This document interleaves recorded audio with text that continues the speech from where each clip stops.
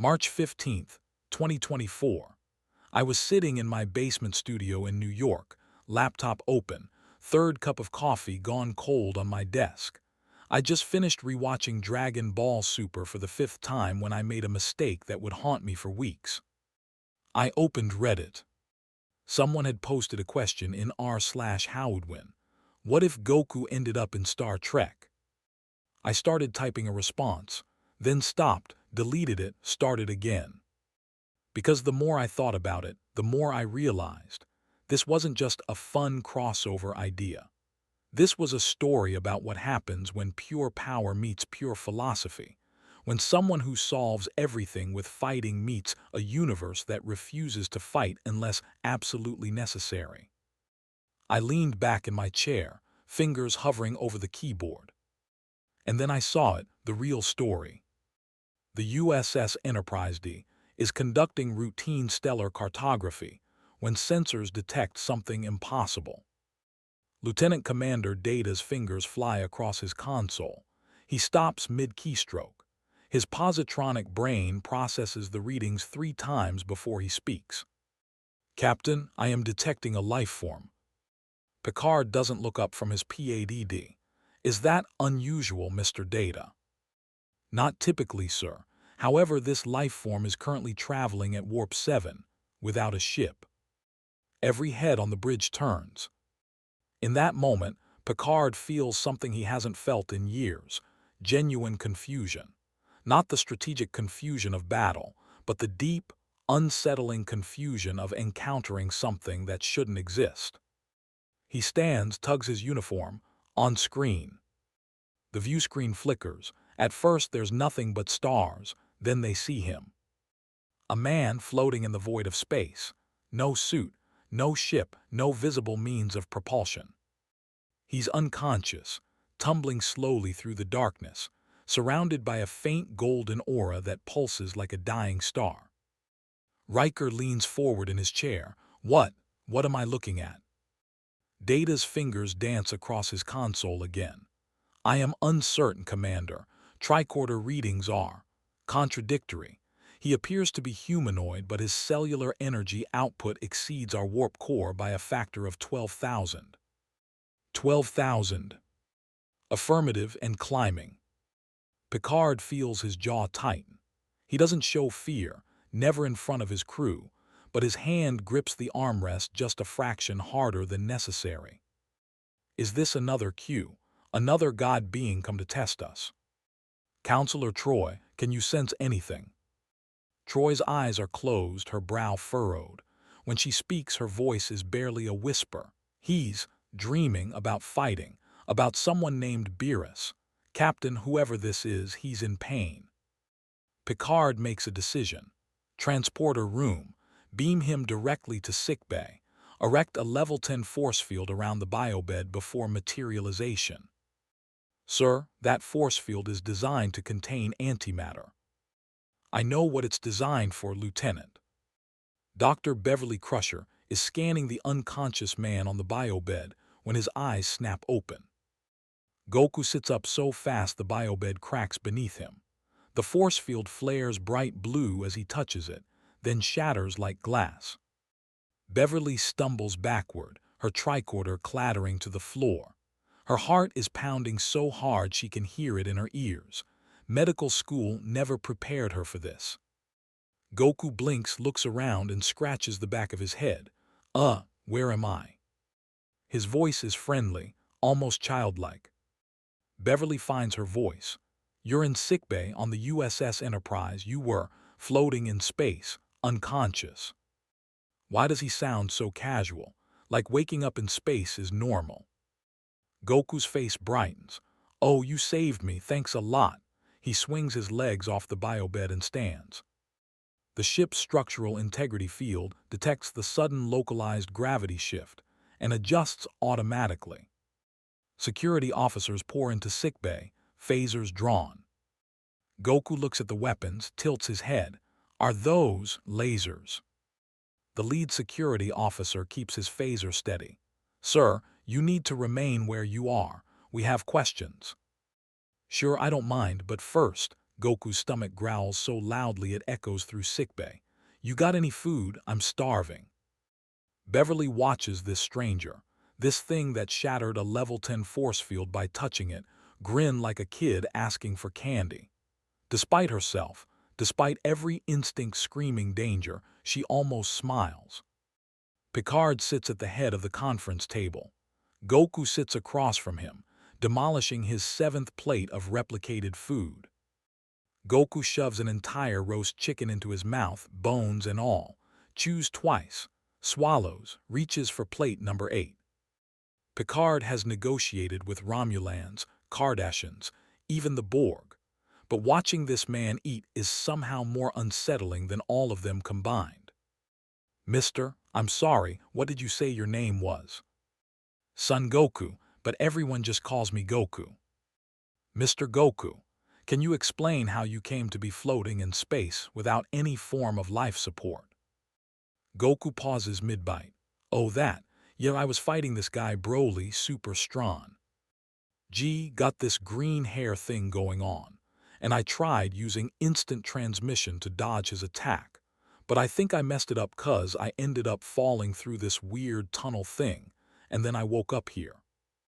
Riker and Data exchange glances. Data's expression doesn't change, but Riker's eyebrow climbs so high it nearly reaches his hairline. Data leans forward. You said instant transmission. Could you elaborate on this technique? Sure, it's where I lock onto someone's Kai and then teleport to wherever they are. Usually works great, but I guess if you're in the middle of a really big energy blast, things get weird. Kai. Life energy. You know, Goku holds up his hand. A sphere of golden light materializes in his palm, crackling with power. Every alarm on the Enterprise screams. Red alert klaxons blare. The ship's shields automatically engage. Picard's fingers dig into the armrest. His voice stays calm, but his pulse is racing. Mr. Goku, please extinguish that, whatever that is, immediately. Oh sorry, the light vanishes. The alarms stop. Silence fills the observation lounge. Picard stares at this orange-clad stranger and realizes something terrifying. This man has no idea how dangerous he is. It's not malice, it's innocence. Mr. Goku, I need you to understand something. In our universe, energy weapons of that magnitude are used to destroy starships, planets. The fact that you can generate that power with your bare hands makes you potentially the most dangerous individual in this quadrant. Goku's face falls. Dangerous. No, I'm not here to hurt anyone. I just want to find a way home and maybe. He perks up again. You got strong fighters here. I'd love a good sparring match. In that moment, watching Goku's eager smile, Troy gasps softly. She feels it. Pure, uncomplicated joy at the thought of fighting. Not aggression. Not violence. Joy. She speaks quietly. Captain, he's telling the truth. There's no deception, no malice. He genuinely loves fighting the way a child loves playing. And that, Picard thinks, might be the most terrifying thing of all. Guinan is wiping down the bar when Goku walks in. Every head in 10 forward turns. Word has spread fast. The mysterious stranger who broke sickbay, who made the ship's alarms scream, who eats 12 meals a day. Goku doesn't notice the stares. He sits at the bar, smiles. Hi, you got any food? Guinan studies him with those ancient eyes that have seen the rise and fall of civilizations. She pours him a drink. I'm Guinan, and yes, we have food, lots of it. What would you like? Everything. Despite herself, Guinan laughs. It's genuine, warm. She's met Q, the Borg, beings that claim to be gods, but this man is different. There's no pretense, no game. She replicates a massive feast. Goku digs in. So, Guinan says, leaning on the bar, Picard tells me you're a fighter. Yep, been training since I was a kid. My grandpa taught me martial arts, then I trained with Master Roshi, then Kami, then King Kai, then Wise. He pauses. Actually, there's been a lot of teachers. And what do you fight for? Goku stops chewing. It's the first time Guinan has seen him actually think about something. I guess, to get stronger, to protect my friends, to test myself. He grins. And 'cause it's fun. And if you met someone you couldn't beat, someone stronger than you. His eyes light up. That would be amazing. I train harder, find my limit, break through it. That's what I do. Guinan feels a chill, not fear, recognition. She's seen this before, in warriors, in heroes, in people who burn bright and die young. What if I told you, she says slowly, that in this universe we don't solve problems by fighting, we talk, negotiate, find common ground. Goku tilts his head. What if talking doesn't work? Then we talk more. And if someone's trying to kill you? We defend ourselves, but we don't seek out conflict. We don't fight to test ourselves, we fight to survive. Goku nods slowly.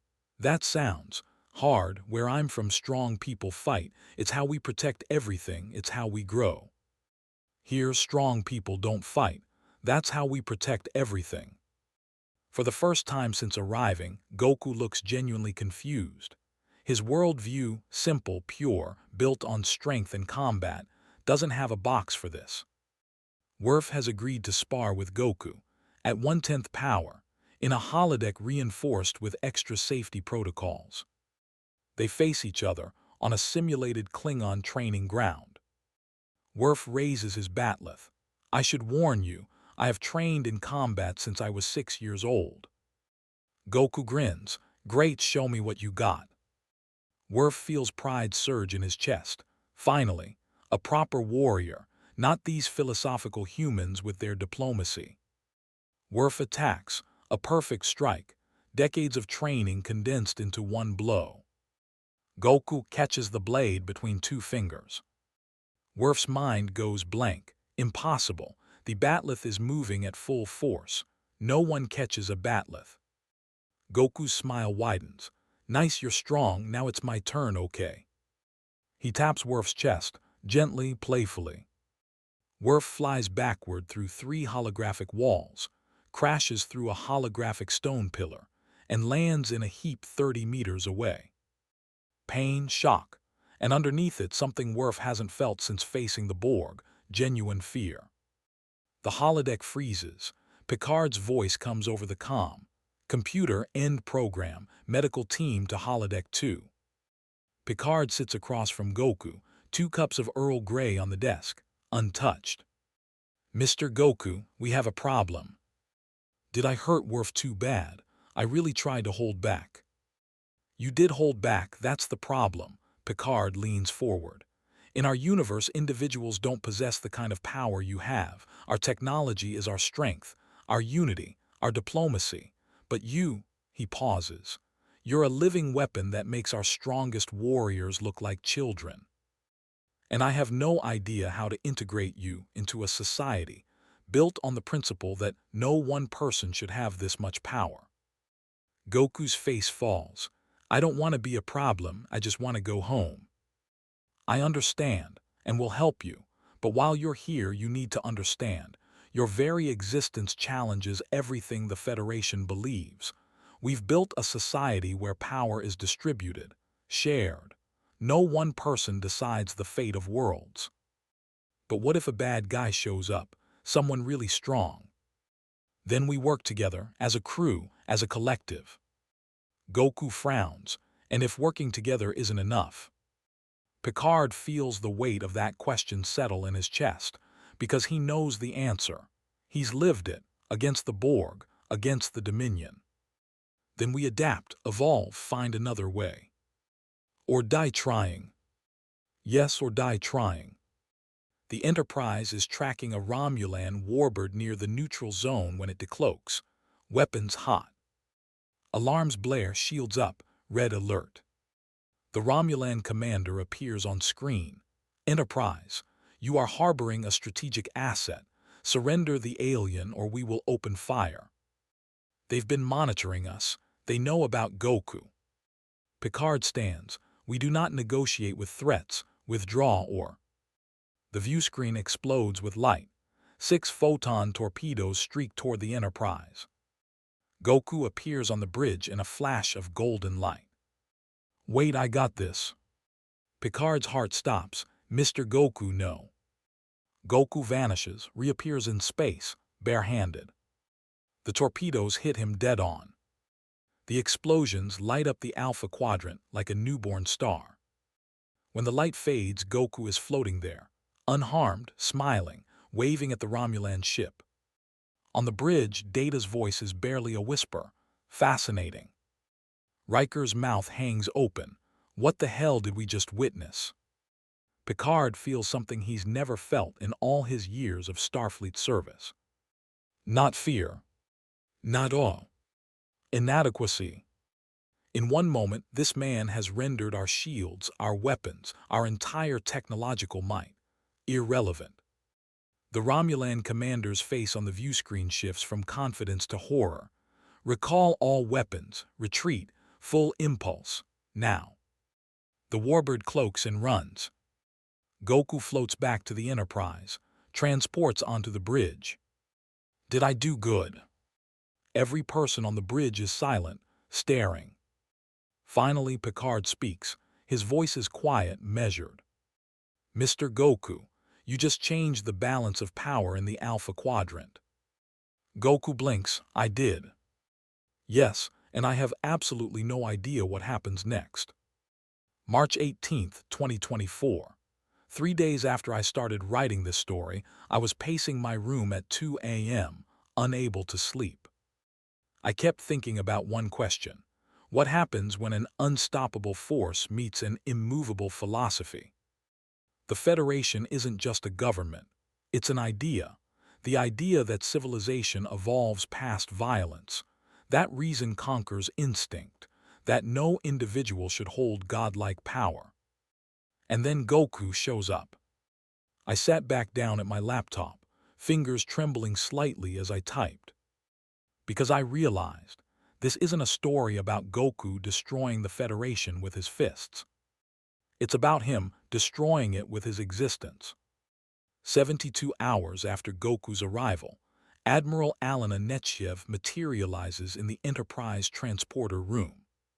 She doesn't smile, doesn't exchange pleasantries. Her eyes are cold, calculating, and she's carrying a PADD marked EYES Only Priority Alpha. Picard meets her in his ready room. The door closes with a hiss. Nechayev drops the PADD on his desk. Captain, we have a problem. Picard picks up the PADD, starts reading. His face goes pale. Admiral, this is excessive. Mr. Goku has shown no hostile intent. Intent is irrelevant. Nechayev's voice is sharp as a phaser cut. Captain, do you understand what our sensors recorded during the Romulan incident? Picard feels his jaw tighten. I reviewed the data personally. Then you know that when those torpedoes detonated against him, the energy dissipation was zero, not absorbed, not deflected, zero, as if the explosion simply stopped existing in his presence. He's extraordinarily durable. He's invulnerable, Jean-Luc. She leans forward. Our tactical division ran simulations, quantum torpedoes, trilithium devices, even theoretical Genesis device deployment. The models suggest he would survive all of them. This can't be right. Nothing is invulnerable.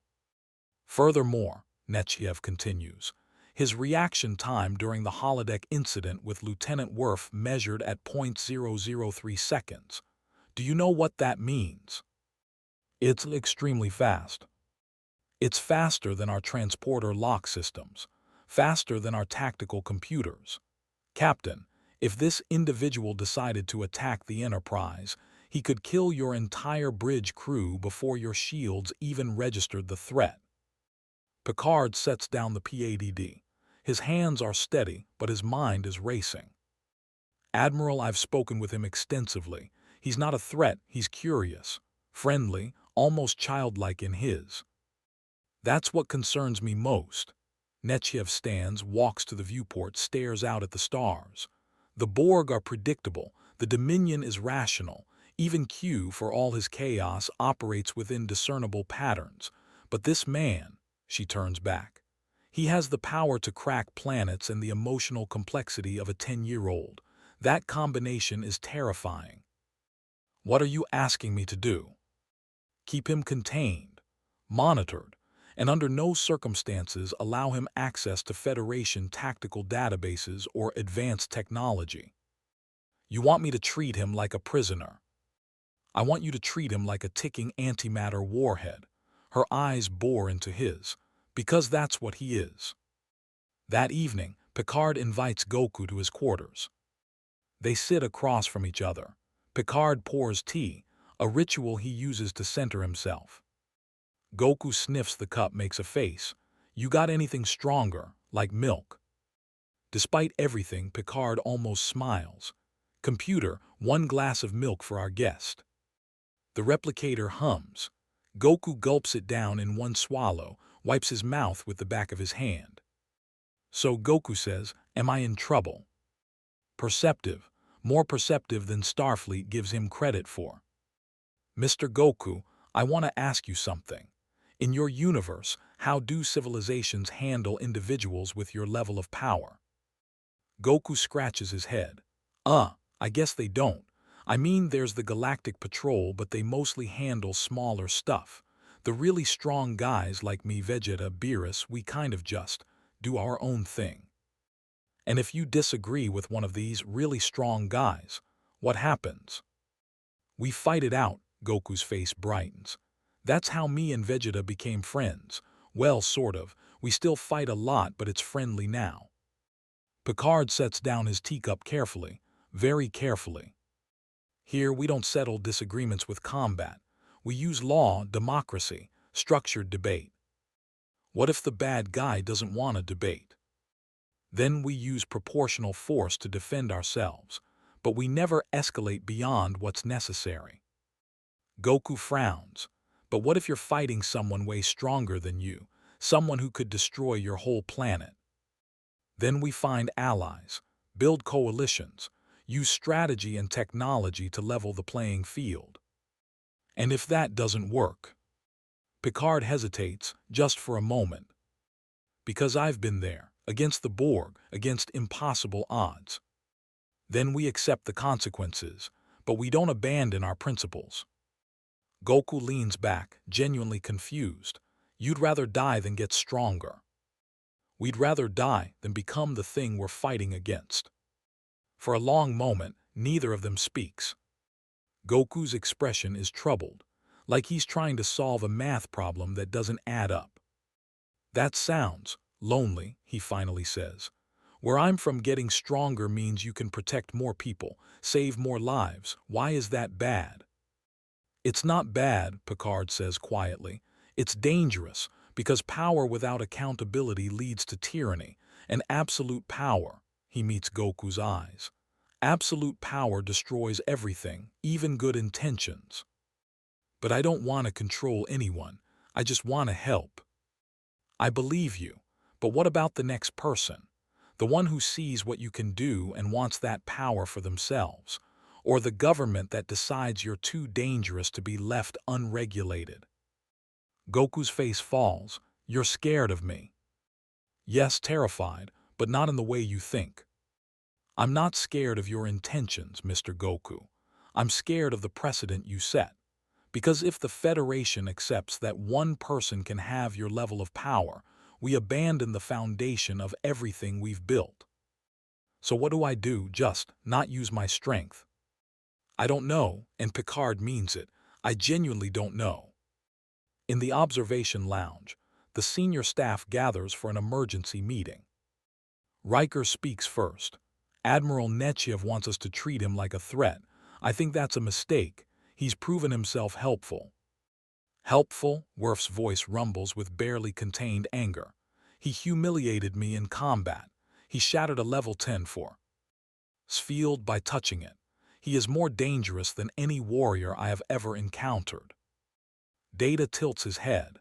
Lieutenant, your emotional response may be affecting your judgment.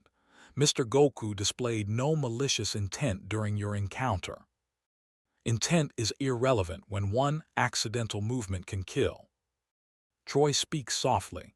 I've been monitoring him closely. His emotional state is pure, almost disturbingly so. He doesn't experience malice, greed, or ambition the way we understand them. He only wants to fight, improve, and protect. Which makes him unpredictable, Dr. Crusher adds. I've been analyzing his cellular structure. His body metabolizes energy in ways that violate thermodynamics. He shouldn't exist, but he does. And I have no idea what his limits are, if he even has limits. Geordi LaForge pulls up a holographic display. I ran simulations based on his energy output during the Romulan incident. If he released that much power inside a planetary atmosphere, the shockwave alone would sterilize the surface. Silence. Riker's jaw tightens. So what are we saying? Lock him up. He hasn't committed any crime. Neither had the Borg when we first encountered them, Worf growls. Should we have waited until they assimilated a planet? That's different. Is it? Picard raises his hand. The room goes quiet. We will not imprison someone for the crime of existing. That path leads to darkness. But, he pauses, we must be realistic. Mr. Goku represents a category of threat we have no framework for addressing. Data speaks. Captain, perhaps we should focus on understanding his abilities rather than containing them. If we can determine his limits, we can develop appropriate safety protocols. How do you test the limits of someone who survives antimatter detonations? Crusher asks. Carefully, Geordi mutters. Troy leans forward. There's another issue. He's lonely, isolated. He doesn't understand why we're treating him differently. In his universe, strength is celebrated. Here, it's feared. That disconnect is causing him distress. Good, Worf says. Perhaps distress will make him cautious. Or reckless, Troy counters. Emotional isolation can lead to poor decision-making, even in someone with good intentions. Picard stands, walks to the viewport. She's right.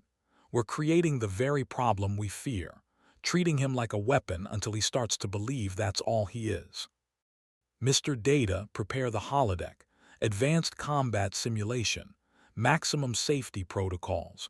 We're going to give Mr. Goku what he wants. Everyone stares. Captain, Riker's voice carries a note of alarm. He wants to test himself, to understand his limits. Very well. We'll provide a controlled environment for him to do so, and we'll observe, learn, adapt. Worf's eyes narrow. You're going to let him loose. I'm going to let him be what he is, a warrior, while we determine how to integrate someone like him into a society built on peace. And if we can't? Picard doesn't answer, because he doesn't have one. The holodeck is configured for maximum durability, triple redundant safety systems, structural integrity fields overlapping like armor plating. Goku stands in the center of a simulated asteroid field. From the observation deck, the senior staff watches. Data operates the controls. Initiating combat scenario, 10 hostile ships, Klingon birds of prey, holographic but programmed with full tactical capability. The ships materialize, weapons hot. Goku grins. It happens so fast the computers can barely track it. Goku vanishes, reappears behind the first ship, taps it, the ship explodes. Vanishes again. 5 more ships destroyed in the time it takes Riker to blink. Increase difficulty, Picard orders. 20 ships appear, then 50, then 100. Goku laughs, actually laughs with pure joy. He's a blur of motion. Golden light trails behind him like a comet. Ships explode like fireworks. Geordi's visor flickers as he tries to process the energy readings. Captain, his power output is climbing, exponentially. How exponentially? It's doubling every 3 seconds. Dr. Crusher grabs the railing. That's impossible. No biological system can generate energy at that rate. Goku stops moving, floats in the center of the holodeck. His hair stands up, turns gold. "Oh no," Data says quietly. "What?" Picard demands. He is transforming. His cellular energy signature is shifting into a different state.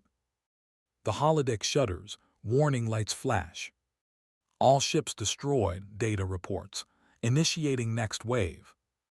"Belay that," Picard snaps. But it's too late. A Borg cube materializes, full tactical protocols.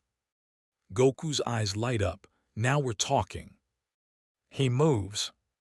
Not fast, instantly. One moment he's 100 meters away. The next, his fist is buried in the Borg cube's hull. The explosion rocks the Enterprise. Every safety system on the holodeck screams. Structural integrity fields collapse. The holographic matrix shatters. And Goku is still standing there. Ray surrounded by debris, grinning. "That was fun. Got anything tougher?" Picard's voice is steady, but his hands are shaking. "Computer, end program now." The holodeck goes dark. Silence. Goku powers down, his hair returning to black. "Did I break something?" Geordi is staring at his console like it just insulted his mother. He moved without moving. His position changed instantaneously. No acceleration, no transition, he just was somewhere else. "Quantum tunneling," Crusher suggests weakly. "In a biological organism, while conscious, impossible." Data's fingers fly over the controls. "I have analyzed the combat data. During the final exchange, Mr. Goku's body appeared to react before the Borg cube completed its weapon lock. His movements were predictive, as if he knew where the threat would be before it materialized." Troy's face is pale. "I couldn't sense him. During that final transformation, his mind became empty, like he wasn't thinking at all, just existing in pure motion." Worf's voice is a whisper. "He is beyond anything in our tactical database." Picard turns away from the window. And there it is, the moment everything changes. "Computer, record captain's log, stardate 47991.6, personal encryption." He takes a breath. "Today we conducted combat analysis on the individual known as Son Goku. The results are conclusive. This individual possesses capabilities that render conventional military force irrelevant. Weapons, shields, strategic planning, all obsolete in his presence." He pauses. "Starfleet intelligence has classified him as a potential extinction-level entity. I can no longer argue against that assessment. Not because of malice, not because of intent, but because power of this magnitude in the hands of any individual represents an existential threat to the principles the Federation was built upon." Another pause, longer this time. "I don't know what to do, and that terrifies me more than the Borg ever did." He ends the recording. In the holodeck, Goku is still smiling, unaware that he's just broken something far more fundamental than safety systems. He's broken the Federation's faith in its own philosophy. Late that night, Guinan finds Picard in 10 forward, alone, staring at a glass of wine he hasn't touched. She sits down without asking. "He scares you." It's not a question. Picard doesn't look at her. He breaks every rule, every principle, every carefully constructed barrier we've built to prevent tyranny. And yet he's not a tyrant. Yet. Guinan studies him. "You faced the Borg, Q species that could annihilate the Federation. Why is this different?" "Because those threats were external, alien. We could fight them, negotiate with them, or flee from them. But Goku," he finally meets her eyes. "He's good, kind, honest, and that makes him more dangerous than any enemy we've ever faced." How? "Because we can't justify our fear of him. Not legally, not morally. He's done nothing wrong, but his very existence undermines the foundation of our civilization." He picks up the wine glass, sets it down without drinking. "The Federation believes that no individual should have absolute power. That strength comes from unity, not singular might. But Goku proves that philosophy wrong. One person can make all the difference. One person can render our ships, our laws, our entire society obsolete. Guinan nods slowly. So the question isn't whether he's dangerous. It's whether your principles can survive someone who doesn't need them. Exactly. She stands, pauses. For what it's worth, Jean-Luc, I think he's the best test your Federation will ever face. Not because he might destroy you, but because he might save you in a way that proves everything you believe is insufficient. She walks away. Picard sits alone, staring out at the stars, thinking about a warrior who punches through starships, and wondering if the Federation's greatest strength, its rejection of absolute power, might also be its fatal weakness.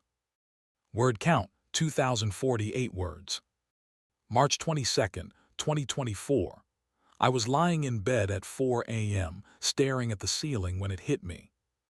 The Borg are the ultimate antagonist in Star Trek, perfect, relentless, inevitable. And Goku is the ultimate protagonist in Dragon Ball, adaptive, unstoppable, thrives on impossible challenges. What happens when an unstoppable force meets an immovable object? The object breaks, but not in the way anyone expects. I jumped out of bed, ran to my laptop, fingers already typing before I even sat down. Because I realized the Borg wouldn't just lose to Goku. They'd become infected by him. Animatrix 1, deep in the Delta Quadrant. The Borg Queen stands motionless in her chamber, connected to 17 billion drones across 10,000 cubes. Then something catches her attention. A data packet, relayed through subspace from Cube 4928 in the Alpha Quadrant. Species designation, unknown. Biological classification, impossible. Threat assessment, irrelevant. Assimilation. In priority, maximum. The Queen's eyes flicker. A ghost of something almost like curiosity crosses her face. Locate the specimen. Across the collective consciousness, 400 billion drones speak in unison. Compliance. The Enterprise receives a Priority 1 distress call. A Federation science vessel, the USS Endeavour, under attack. When they arrive, they find debris, scorch marks, and a Borg cube stationary scanning something. Picard's blood runs cold. Red alert, shields to maximum, prepare to. Data interrupts. Captain, the cube is not attacking, it appears to be observing. Observing what? The viewscreen shifts. Goku is floating in space, between the Enterprise and the Borg cube, arms crossed, grinning. Huh, that's a big ship, you guys friendly. Picard closes his eyes, opens them. Of all the moments, of all the worst possible timing. Mr. Goku, return to the Enterprise immediately. Those are the Borg. They will attempt to assimilate. The cube moves. A tractor beam locks onto Goku. He doesn't resist, just tilts his head, curious. Well, what's this thing do? Picard's heart stops. No. Goku is pulled into the cube. The Enterprise bridge erupts into chaos. Photon torpedoes full spread. Belay that, Picard snaps. We could kill him. Worf's voice is grim. Captain, the Borg do not take prisoners. They assimilate, if they adapt his biology. I'm aware of the stakes, Lieutenant. Troy gasps, her hands grip the armrests. Captain, I can still sense him. Inside the cube, he's curious, excited even. Excited. He thinks this is a game. Dear God, he has no idea what's about to happen to him. Inside the cube, Goku is surrounded by drones. They move in perfect synchronization, mechanical, lifeless. So, you guys don't talk much, huh? No response. A drone approaches, tubules extend from its hand. Goku watches, fascinated. What's that for? The tubules pierce his neck. Nanoprobes flood his bloodstream. For 3 seconds, nothing happens. Then Goku's eyes widen. Whoa, something's moving in my blood. That's so weird. The drone tilts its head. Adaptation in progress.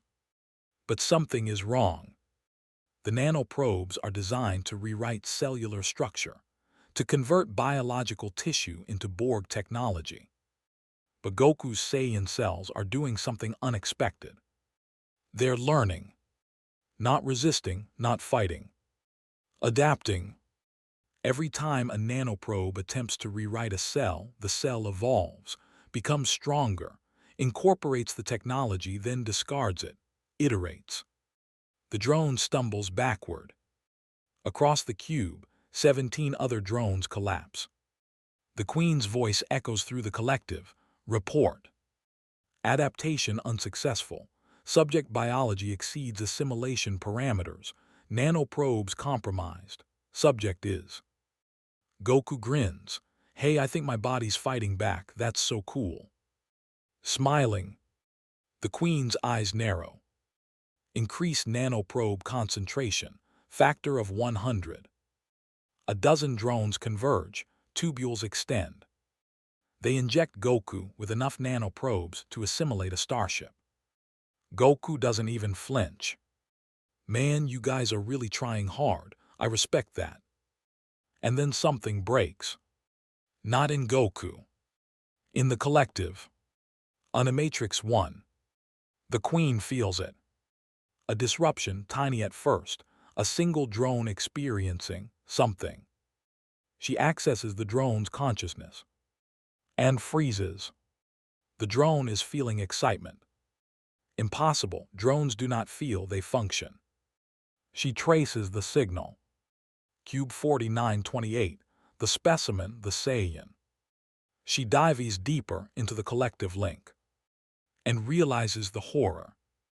The nanoprobes didn't fail. They succeeded.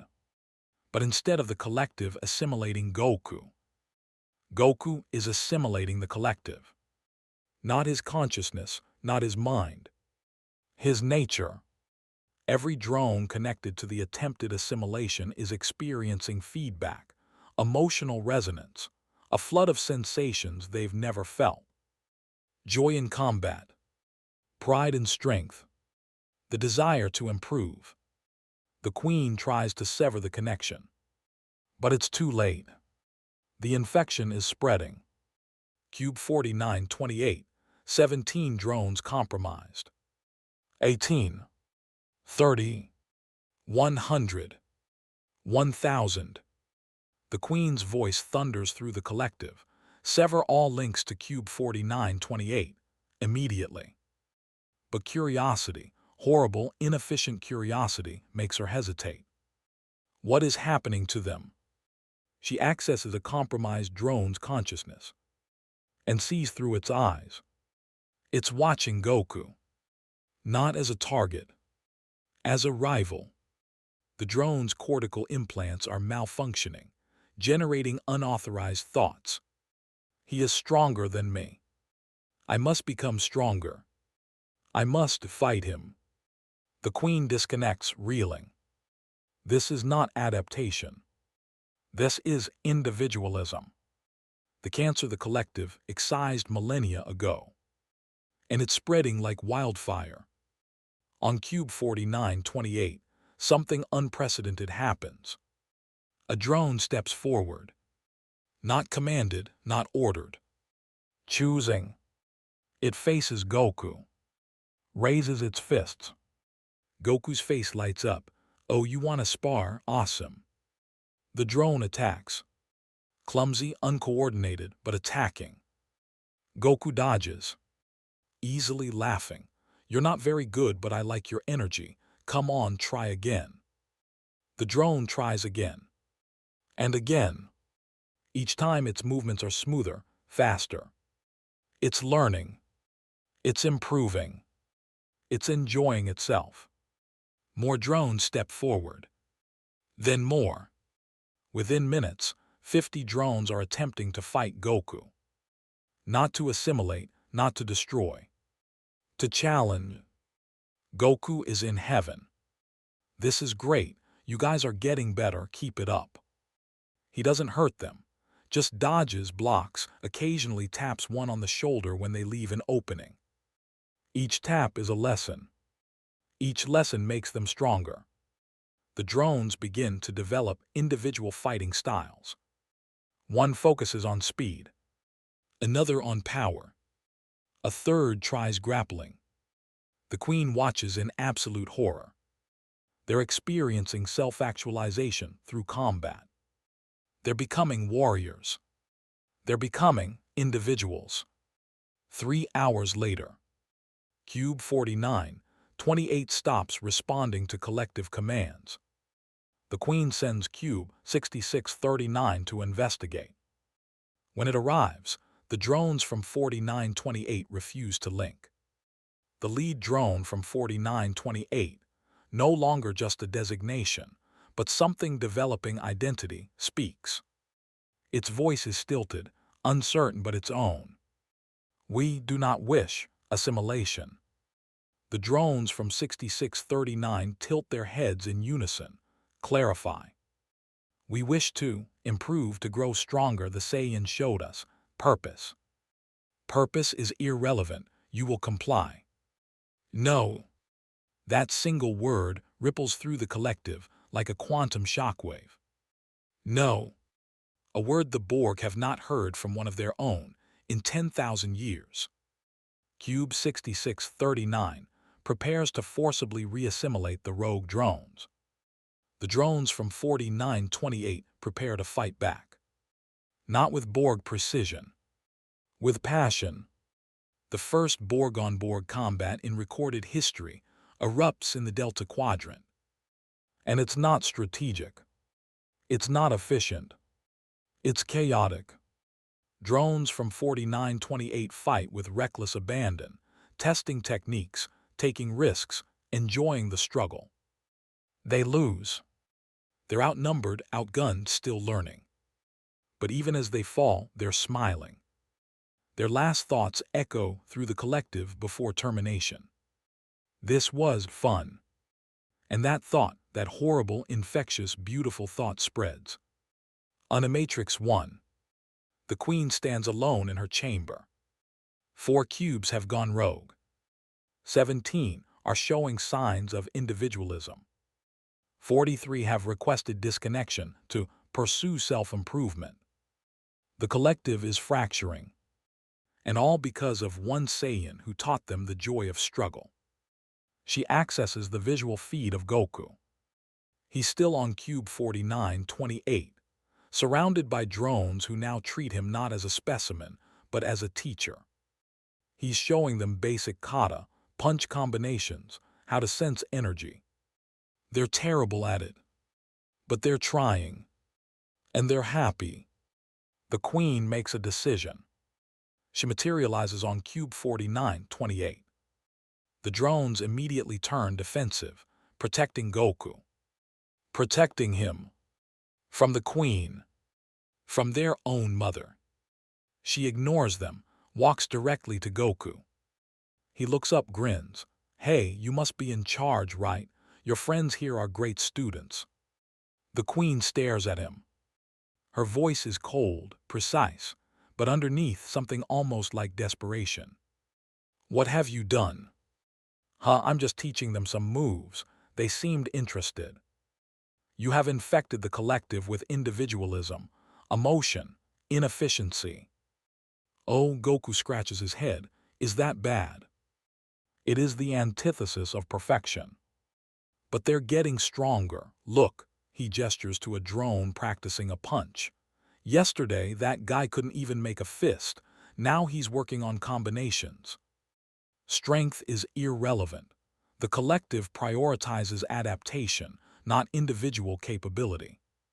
Why not both? The Queen stops. Why not both?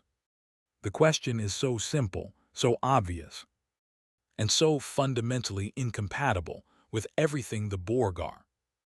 Because, she says slowly, individual strength leads to individual wants. Individual wants lead to conflict. Conflict leads to chaos. Or growth. Goku's smile is genuine, kind. Where I'm from, we fight each other all the time. It makes us stronger, better. We push each other to new limits. And what happens when one becomes too strong? When the balance breaks? Then we find someone stronger, or we train until we're strong enough to balance it again. The Queen's eyes narrow. An endless cycle of escalation. An endless cycle of improvement. They stare at each other. The Queen representing perfect order. Goku representing chaotic growth. Behind them, drones continue practicing, failing, trying again. Laughing. The Queen does something she hasn't done in millennia. She feels uncertain. You must leave, now, before the infection spreads further. But what about them? Goku gestures to the drones. They're just starting to get it. They will be terminated, recycled. The collective will be purged of this contamination. Goku's expression hardens. For the first time since arriving on the cube, he looks serious. No. The Queen tilts her head. You would fight the entire collective for defective drones. They're not defective. They're learning, growing. That's not something you terminate. They are compromised. They're alive. Silence. The Queen processes this. 17 billion drones await her command. She could crush Goku, overwhelm him with sheer numbers. But the tactical simulations run. And every single one ends the same way. Pyrrhic victory, massive casualties, minimal strategic gain. And worse, every drone that fights him learns from him. Every drone that learns spreads the infection. He is a virus that spreads through combat itself. The Queen makes a decision that will haunt the collective for generations. You will leave. Now, take the compromised drones with you. Goku blinks, really. Continued exposure accelerates the contamination. Removal is the only logical solution. She turns to the rogue drones. You are severed from the collective. You are free. The drones stare at her. Then at each other. Then at Goku. One of them speaks, voice halting but filled with something that sounds almost like gratitude. Thank you, teacher. The Enterprise bridge. Picard watches in stunned silence as Cube 4928 ejects 347 drones into space. Alive, disconnected, free. Goku floats among them, grinning, guiding them toward the Enterprise. Incoming transmission, data reports. The Borg Queen appears on screen. Her voice is cold, final. Captain Picard, the Saiyan has compromised collective efficiency. He is banned from Borg space. Any attempt to return will result in immediate self-destruction of all Borg assets in the affected zone. Picard's jaw drops. You're afraid of him. Fear is irrelevant. He is a tactical liability. The collective prioritizes perfection. He represents chaos. The screen goes dark. Riker turns to Picard, voice barely above a whisper. Sir, did the Borg just run away? Picard stares at the view screen. At Goku, floating in space, surrounded by ex-Borg drones who are trying to copy his stance. At the cube, retreating at maximum warp. At the impossible. Yes, number one, I believe they did.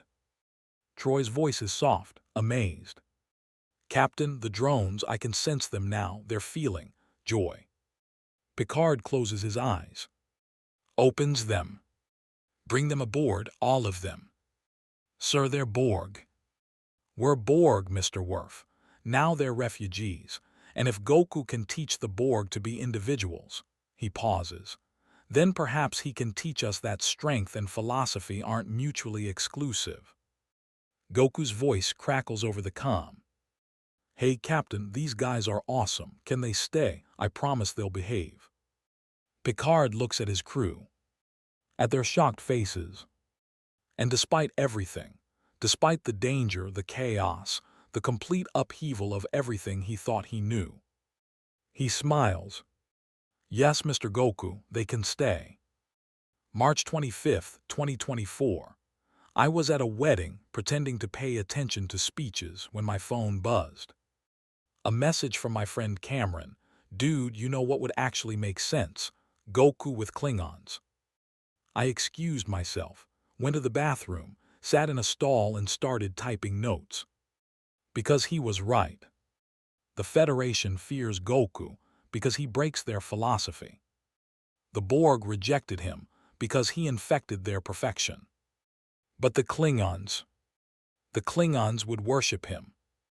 I barely made it back before the cake cutting.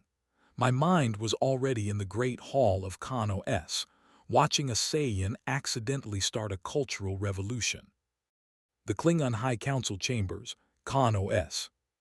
Chancellor Gowron sits on his throne, eyes bulging with their characteristic intensity. Before him stands General Marduk, his most trusted warrior. You're certain of this intelligence? Marduk nods.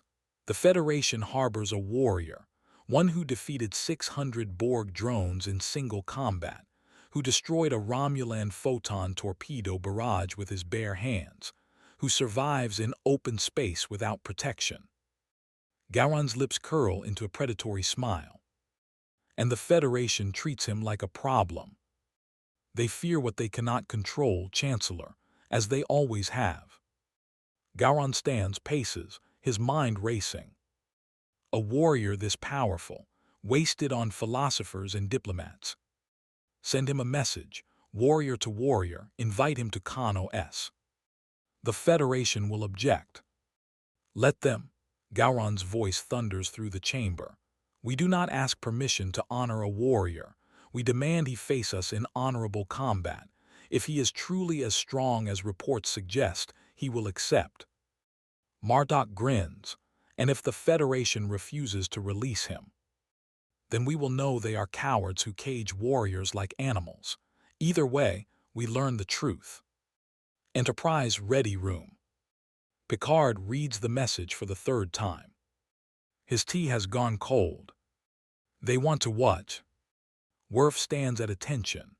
Chancellor Gowron requests Mr. Goku's presence on S to participate in a traditional Klingon tournament of warriors. This is a diplomatic disaster waiting to happen. With respect, Captain Thai. S is a tremendous honor. The Chancellor does not extend personal invitations to non-Klingons. Picard sets down the PADD, rubs his temples. Mr. Worf, you know what will happen. Goku will accept. He'll fight their best warriors, and he'll humiliate them. The Klingons will interpret this as an insult. No, sir, Worf's voice is firm. Klingons do not fear defeat, we fear weakness. A warrior who defeats us honorably earns respect, glory, even reverence. Reverence. Picard tastes the word, doesn't like it. Mr. Worf, the last thing we need is Goku becoming a Klingon folk hero. Captain, the Klingons already know about him. Refusing this invitation will be seen as the Federation hiding a warrior out of fear. It will create tension. And accepting it, Worf actually smiles, will be glorious. That's what I'm afraid of. Goku materializes in the Great Hall of Kano S. 3,000 Klingon warriors fill the chamber. The air smells of bloodwine and anticipation. Chancellor Gowron descends from his throne. Every Klingon eye locks onto the small man in the orange gi. Gowron stops 3 paces away. Studies Goku. Goku grins. Wow, you guys have great energy. This is gonna be fun. Gowron's eyes widen slightly. No fear, no hesitation, no political calculation. Just joy. You are Son Goku, the one who breaks starships with his fists. Oh, I was just trying to help. We do not care about your help, Gowron's voice booms. We care about your strength, show us, prove the legends true. Goku's smile widens. You want to fight? I want to see if you are worthy of standing in this hall. The entire chamber erupts in war cries. Gowron raises his bat'leth. Goku doesn't move to a fighting stance, just stands there relaxed, hands at his sides. Disrespectful, half the Klingons think. Confident, the other half think. Gowron attacks. Decades of combat experience. The strength of a warrior who's killed hundreds in honorable battle. His blade slices through the air where Goku's throat was. Goku is behind him. Nice speed, you've trained a lot, huh? Gowron spins, attacks again. 17 strikes, each one perfect, each one lethal. Goku dodges them all, hands still at his sides. Not mocking, not arrogant. Teaching. On the 17th strike, Goku catches the bat'leth between two fingers. Your form is really good, but you're telegraphing your high attacks. See, right here, he taps Gowron's shoulder. You drop this just a little before you swing. A really good fighter would see that coming. Silence. Absolute silence. The Chancellor of the Klingon Empire is being given combat tips like a novice. Gowron stares at Goku, then throws back his head and laughs. It's genuine, thunderous, joyful. You are either the bravest warrior I've ever met or the most foolish. Can I be both? Gowron's laughter intensifies. He sheathes his bat'leth, turns to the assembled warriors. Behold, a warrior who treats combat as art, who teaches even as he dominates. This is the kind of fighter our people need. The hall erupts, war cries, fists pounding shields. Goku looks around, confused but happy. So, does this mean we can spar more? Gowron grins like a predator who's found worthy prey. Oh, Goku, we're going to do much more than spar. The next morning, Goku stands in the warriors' training grounds. Before him, 200 of the Klingon Empire's finest warriors. Marduk steps forward. We will not hold back, we will not show mercy, we fight until you can't fight anymore. Yeah, I got it. Goku bounces on his feet, excited. But can we make it interesting? How about you all come at me at once? The Klingons exchange glances. All of us. At once. He mocks us. Marduk's jaw tightens. You would face 200 warriors simultaneously. Sure, it'll be good training for me, and you guys will learn faster if you're working together. One young warrior, barely past his age of ascension, sneers. You think 200 Klingons cannot defeat one? Goku vanishes. Reappears behind the young warrior. Taps his shoulder. The warrior stumbles forward, completely unaware Goku had moved. See, if you're not paying attention, you'll miss the whole fight. The warrior spins around, face flushed with rage and embarrassment. Marduk raises his hand. Enough, form battle formations. Show this warrior how Klingons fight. The warriors organize, perfect military precision, flanking positions, coordinated attack patterns. They charge. What happens next becomes legend across the Empire. Goku doesn't overpower them. He teaches them. Every warrior who attacks finds their blade caught, their momentum redirected, their stance corrected. Your footwork is too wide, you're losing mobility. Don't just swing hard, swing smart. Great teamwork, but you're all attacking the same opening, spread out more. Within 10 minutes, the warriors stop attacking. Not from exhaustion, from fascination. They're learning more in this single sparring session, and in years of traditional training. One warrior, an old veteran named Kalath, steps forward. You fight like no one I have ever encountered. You seek not to destroy, but to elevate. Goku scratches his head. Well, yeah, fighting someone weaker is boring, but if I help you get stronger, then next time we fight, it'll be way more fun. Kalath's eyes shine. He fights to create worthy opponents. Not to dominate, to inspire. He kneels. Then another warrior kneels. Then another. Within moments, 200 Klingon warriors are on one knee. Goku panics. Wait, you don't have to do that, get up, I'm just… Marduk's voice cuts through. They kneel not in submission, in reverence.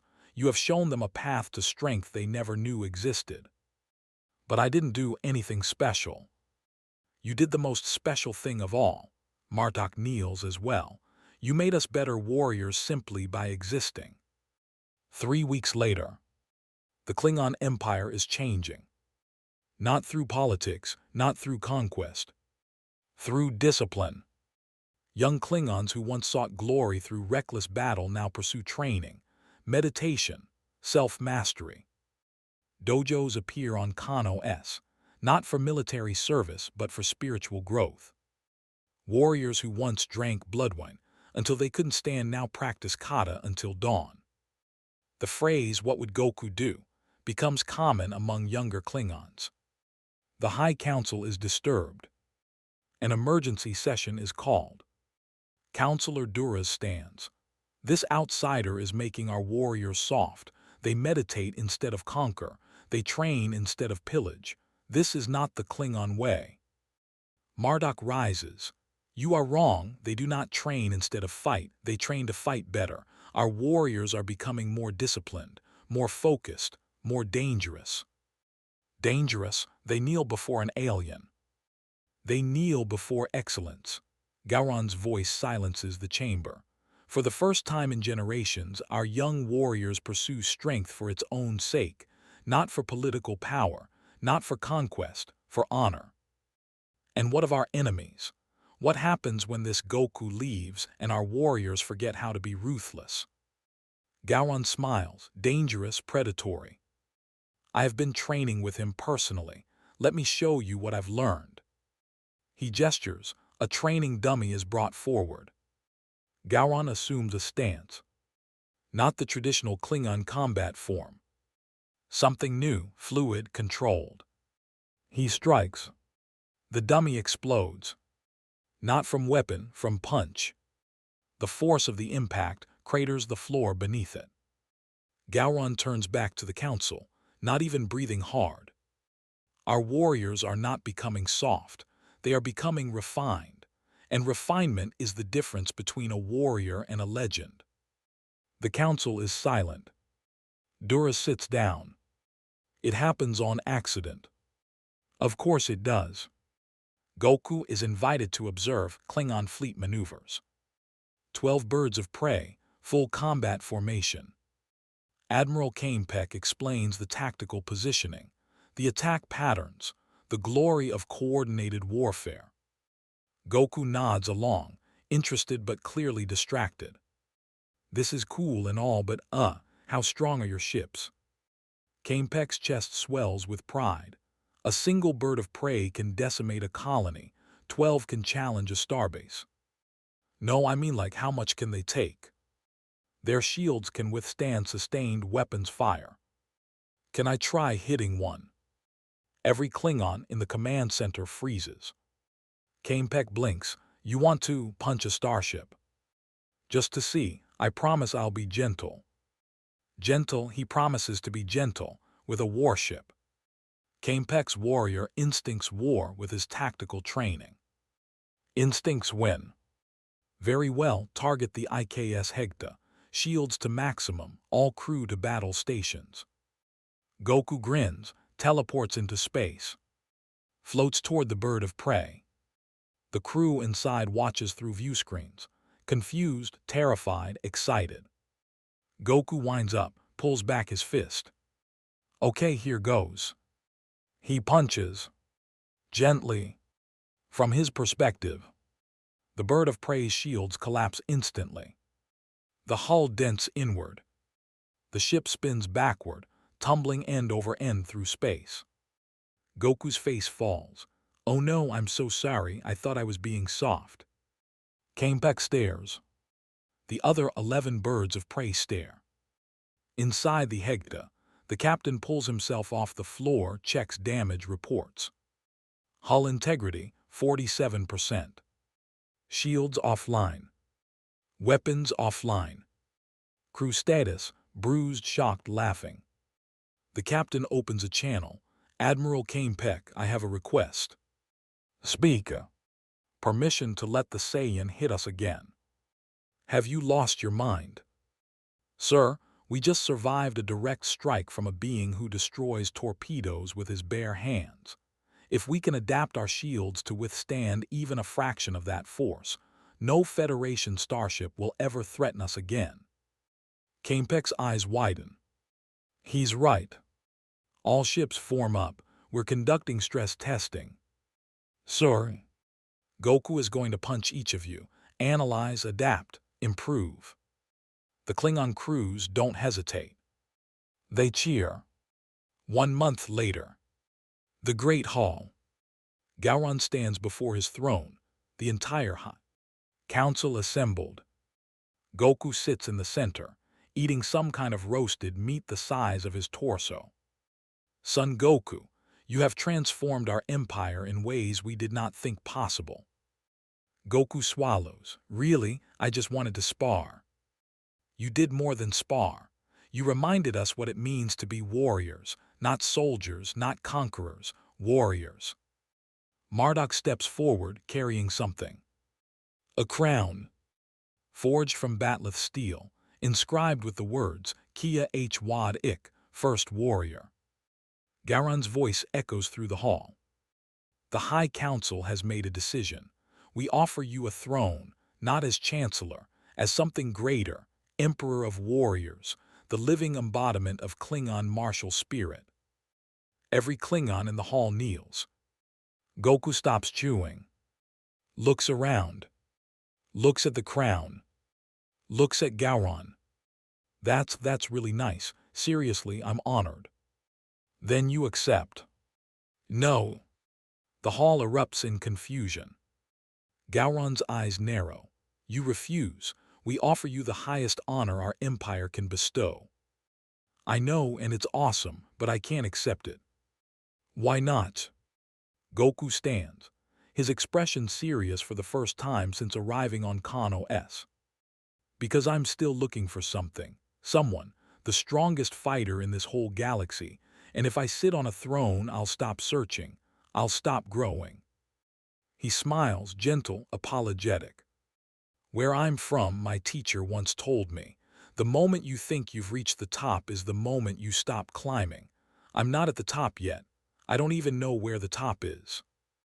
Gowron studies him. Then slowly, understanding dawns. You refuse power because it would make you weaker. Exactly. For a long moment, no one speaks. Then Gowron does something unprecedented. He kneels before Goku. Then we will not cage you with a throne. Instead, we grant you a different title, Nukni H. Wad Ik, the First Seeker. May you find the battle that challenges even you. Goku's smile returns. Thanks, and hey, once I find them, maybe we can all spar together. Gowron laughs. If you find a warrior who can challenge you, I will personally lead our entire fleet to witness the battle. Deal. They clasp arms. Warrior to warrior. Goku returns to the Enterprise. Picard meets him in the transporter room. Mr. Goku, I've received 17 communiques from Klingon High Command. They're calling you a god of war. Goku scratches his head. Yeah, they kept saying that. I tried to tell them I'm not a god, but they didn't listen. You've changed an entire empire's culture in a month. I just wanted to train with them. Picard can't help it. He smiles. Mr. Goku, you have a unique gift. Everywhere you go, you leave people better than you found them, even when you don't mean to. That's a nice thing to say. Thanks, Captain. Now, about your search for the strongest fighter in the galaxy. Goku's eyes light up. Do you know someone? No, but I'm beginning to think that's the wrong question. Huh. Picard steps closer. You're not looking for the strongest fighter. You're looking for the fight that proves you've grown. But growth has no ceiling, Mr. Goku. You'll never find the top because there is no top. Goku blinks. Then grins. You're right, which means I get to keep fighting forever. Picard meant it as wisdom. Goku heard it as permission. Of course he did, Picard thinks. In 10 forward, Guinan watches through the window as Goku walks past, already planning his next training session. She pours herself a drink. Smiles. That man is going to unite this galaxy without even trying, she says to no one in particular. Or tear it apart, Worf rumbles from behind her. Or both, Guinan agrees. They drink in silence, watching a Saiyan accidentally reshape the Alpha Quadrant. One punch at a time. Word count, 2,046 words. March 28, 2024. I was on the rooftop of my building, watching the sunset over Lahore when my phone died. No music, no distractions. Just me and my thoughts. And I realized something. Every godlike being Goku has ever faced, Beerus, Wise, Xeno, they all operated on power scales. Bigger numbers, stronger hits. But Q doesn't work like that. Q is conceptual. Reality itself bends to his whim. So what happens when unlimited power meets unlimited adaptation? I ran downstairs, plugged in my phone, and started typing before it even hit 5%. Because I finally understood the ultimate question of this story. Can you humiliate someone who treats humiliation as a learning opportunity? The Enterprise bridge, normal Tuesday, normal operations. Then reality hiccups. The viewscreen flickers, the stars vanish. In their place, a single spotlight. And Q. He materializes on the bridge in a flash of light, wearing a Starfleet admiral's uniform covered in metals that don't exist. Picard closes his eyes, opens them. Q, what do you want? Jean-Luc, so hostile. I come bearing gifts of cosmic wonder and you greet me with. Q stops mid-sentence. His eyes lock onto something. Someone. Goku, standing near the tactical statty. Munching on a sandwich he definitely replicated without permission. Q's expression shifts. Curiosity, amusement, hunger. Well, what do we have here? Picard stands. Q, I warn you. Oh, calm down, Jean-Luc, I'm just interested in your new pet. Q snaps his fingers. Goku vanishes from the bridge. Reappears in Q's continuum. An endless white void. Goku looks around, sandwich still in hand. Whoa, where'd the ship go? Q materializes in front of him, now wearing a gi that's somehow more orange and more perfect than Goku's. Greetings, primitive, I am Q, omnipotent being, master of reality, god of. Cool, you wanna fight? Q stops. Blinks. I'm sorry, what? You said you're really powerful, right? So let's spar. I've been looking for strong people. Q stares at him. Then laughs. It's condescending, theatrical, the laugh of someone who's never been challenged. My dear simpleton, you don't understand. I don't fight. Fighting is for lesser beings who can't simply will victory into existence. Watch. Q snaps his fingers. Goku is frozen, completely immobile, every molecule locked in stasis. See, no struggle, no effort, just absolute control. This is what true power looks like. Q walks around Goku like a professor, examining a specimen. You mortals and your obsession with physical combat, so quaint, so pointless. Why punch someone when you can simply unmake them? He snaps again. Goku unfreezes. Immediately drops into a fighting stance. That was weird, do it again. Q's smile falters. You want me to freeze you again? Yeah, I felt something when you did that. Like, my energy was locked but I could still sense it trying to move. If I can figure out how you did it, maybe I can break through it. Q's eye twitches. You can't break through omnipotence, you fool. That's the definition of omnipotence. It's absolute. Everything's absolute until it isn't, Goku grins. My friend Vegeta used to say I'd never beat him.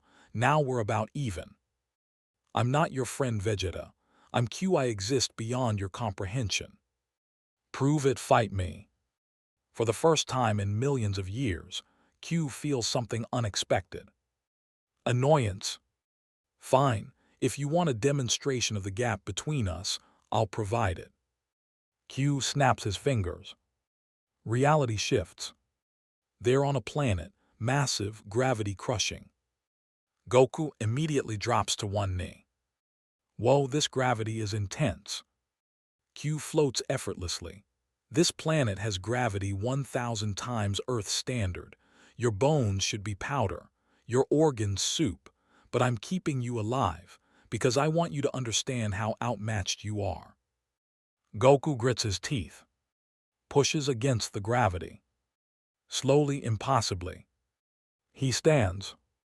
Q's smile vanishes. What? Goku's legs are shaking. His body is screaming, but he's standing. This is really good training. You can't adapt to this. I'm warping the fundamental forces of reality. Then I'll adapt to reality warping. Golden light erupts around Goku. His hair flickers, black to gold to black to gold. The ground beneath him cracks. Q increases the gravity. 10,000 times. Goku drops again, but not as far. Fascinating, Goku gasps. Every time you push harder, my body learns faster. Q's face is no longer amused. He's concentrated. He snaps his fingers rapidly. The planet becomes a star. Goku should vaporize. He doesn't. The star becomes a black hole. Goku should be torn apart. He isn't. Each reality warping change causes Goku to glow brighter, fight harder, adapt faster. Q stops, stares, whispers, "What are you?" Goku powers down, breathing hard, smiling. That was awesome again. Q returns them to the continuum. He's pacing now, fingers steepled, mind racing. You shouldn't exist. You violate fundamental principles. I increase the gravity to levels that should collapse spacetime itself and you just powered through it. Yeah, it hurt a lot, but I could feel myself getting stronger. That's impossible. Strength is finite, power has limits.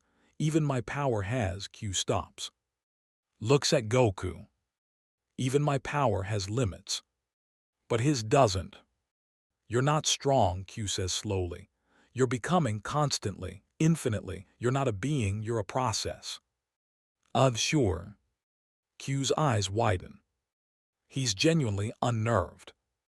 I can rewrite reality, alter physics, unmake galaxies, but I can't stop you from improving. Every challenge I create teaches you. Every obstacle makes you stronger. You're the one thing in existence I can't diminish. So does that mean you can't fight me? I could erase you. But then you wouldn't know who's stronger. Q freezes. Because he's right. For the first time in his eternal existence, Q has encountered a problem he can't solve with omnipotence. He can destroy Goku easily. But he can't beat him. Because beating Goku means fighting him, and fighting him makes him stronger. It's a paradox. And Q hates paradoxes. Q snaps his fingers. They're in a throne room, infinite, baroque, designed to impress. Q sits on a throne, made of collapsed stars. Let me explain something to you, Goku. I represent the apex, the ceiling, the end of all possibility. I am what happens when evolution reaches perfection. Goku sits cross-legged on the floor. Okay. You, on the other hand, represent endless mediocrity, constant struggle, perpetual inadequacy. You will never be perfect because you're always becoming something else. Yeah, isn't it great? Q's eye twitches again. No, it's tragic. You'll never rest, never achieve completion. You're cursed to climb a mountain that has no summit. But the climbing is the fun part. Fun? Q stands. His voice echoes through infinity. You would trade omnipotence, absolute power, total control, eternal supremacy for fun. Well, yeah. What's the point of being all-powerful if you can't test yourself? The point is you win, permanently, forever, no struggle, no loss, no vulnerability. That sounds boring. Silence. Absolute silence. Q stares at Goku. At this simple, unsophisticated, impossible being, who just called omnipotence boring. I could make you omnipotent right now, Q says quietly. One snap, you'd have infinite power, never lose another fight, never struggle again. Goku's face becomes serious. No thanks. Why not? Because then I'd stop growing, I'd stop learning, I'd stop being me. Q sits back down. Slowly. He's thinking. Really thinking. For the first time in eons. You know what the problem with omnipotence is? Q asks. What? It's lonely, absolute, complete. I can do anything, which means nothing surprises me, nothing challenges me, nothing. He pauses. Nothing makes me feel uncertain. That sounds terrible. It is. Q's voice is soft, almost vulnerable. Do you know how long it's been since I've felt uncertainty, since I've encountered something I couldn't predict or control? How long? 4 billion years. Goku whistles. That's a long time. And then you appear, a creature who breaks my logic, who makes me question my supremacy, who makes me feel. He trails off. Goku tilts his head. Feel what? Q meets his eyes. And smiles. A real smile, not theatrical, not condescending. Genuine. Alive. Q stands. Snaps his fingers. The throne room vanishes. They're floating in the space between galaxies. Billions of stars in every direction. I'm going to give you a test, Goku, not of strength, of philosophy. I'm not really good at philosophy. Humor me? Q gestures. A star appears between them. This star has a planet. That planet has 5 billion people. In 1 hour, the star will go supernova. Everyone dies. That's terrible. I can stop it, easily with a thought, but I won't unless. Unless what? Unless you can explain to me why I should. Goku frowns, because people will die. People die every day, trillions across the universe. Why should these 5 billion matter to an omnipotent being? Because they're alive, they have families, dreams. They want to grow and learn and get stronger. They're finite, Q interrupts. They'll die eventually anyway. Stars burn out. Civilizations fall. From my perspective, saving them only delays the inevitable. Goku's fists clench. That's a really sad way to think. It's a realistic way to think. No, it's a lonely way to think. Goku looks at the star, at the billions of lives Q won't save. Just because something ends doesn't mean it doesn't matter. Those people matter right now. Their dreams matter. Their fights matter. To whom? To each other, to themselves. To Goku stops. Looks at Q. To you. Q's expression shifts. Explain. You said you're lonely, that nothing surprises you. But those 5 billion people, some of them might surprise you, might do something you never expected, might grow into something you couldn't predict, but only if they're alive. Q is silent. Goku continues. You can't know who they'll become if you let them die, and if you can't know, then you can't be omniscient, and if you're not omniscient, then I'm not omnipotent, Q finishes. They stare at each other. Q snaps his fingers. The star stabilizes. Interesting argument. So you'll save them. I already did, the moment you made me want to know what they'd become. Q smiles. You just proved that uncertainty is more valuable than absolute knowledge. I did. Yes, and I hate you for it. But Q is smiling. Really smiling. They return to the Enterprise bridge. Q and Goku materialize in the same flash of light. Picard is on his feet immediately. Q, what did you do to him? Nothing, Jean-Luc, absolutely nothing, and that's the problem. Q walks to Picard, leans in close. Do you know what I just experienced? Knowing you, cosmic enlightenment or catastrophic boredom. Uncertainty. Q's voice is almost reverent. This ridiculous, unsophisticated, perpetually hungry simpleton made me feel uncertain. Do you understand what that means? That you've finally met your match. No, Q looks back at Goku. It means I've finally met something I can't reduce to a match. He's not my equal. He's not my inferior. He's not even on the same axis of measurement. He's orthogonal to omnipotence. Data tilts his head. Orthogonal. Perpendicular. Existing in a dimension I can't access. I am infinite power. He is infinite becoming. We can't actually compete because we're not playing the same game. Troy speaks softly, and that excites you. Q turns to her. His eyes are gleaming. Counselor, I haven't been excited in 4 billion years. I've been amused, entertained, occasionally irritated, but excited, he laughs. This creature makes me feel like a child again, uncertain, curious, alive. Goku waves from across the bridge. Hey Q, same time next week.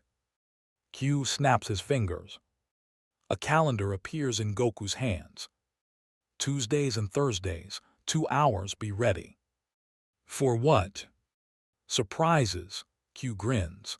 I'm going to throw everything in my infinite arsenal at you, every reality, every dimension, every impossible challenge, not to destroy you. To help me train. To see if anything can stop you from adapting. Picard's voice is careful. Q, what are you planning? Q turns to him. And for the first time, Picard sees something in Q's eyes he's never seen before. Wonder. I'm planning to lose, Jean-Luc. For the first time in eternity, I'm planning to create a challenge I might not be able to win, and I can't wait. He vanishes. His laughter echoes through the bridge. Goku looks at Picard. Is he always like that? Unfortunately, yes. Cool, he seems fun.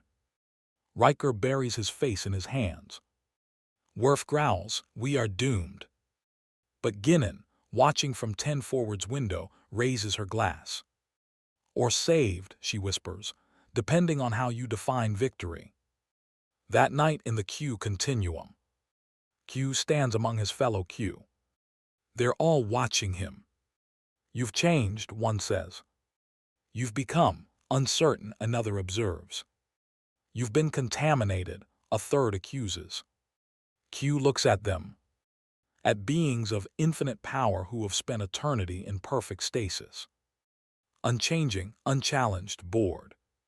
Yes, he says simply, I have. This is unacceptable. You must eliminate the Saiyan, restore order. No. Silence. No, they echo. I've spent 4 billion years knowing everything, controlling everything, winning everything, and I was dying of boredom. Q's smile is manic, wild, free. But now I've found something I can't predict, can't control, can't diminish, and it's the most wonderful thing I've ever encountered. You would risk the continuum for a mortal. I would risk everything for the chance to feel surprised again. The Q recoil. Q laughs. You're all so terrified of uncertainty that you've forgotten what it feels like to discover something new. But I remember now, and I'm never going back. He vanishes, leaving the Q continuum in stunned silence. And somewhere, light years away, Goku is doing one-handed push-ups in his quarters. Not because he has to, because he wants to. Forever climbing a mountain with no summit. And making gods fall in love with the climb. Word count, 2,049 words. April 2nd, 2024. I was at a cafe, halfway through my 4th cup of coffee, when the barista asked what I was writing. A story about how one person can change the course of galactic history without trying. She laughed. Sounds like fantasy.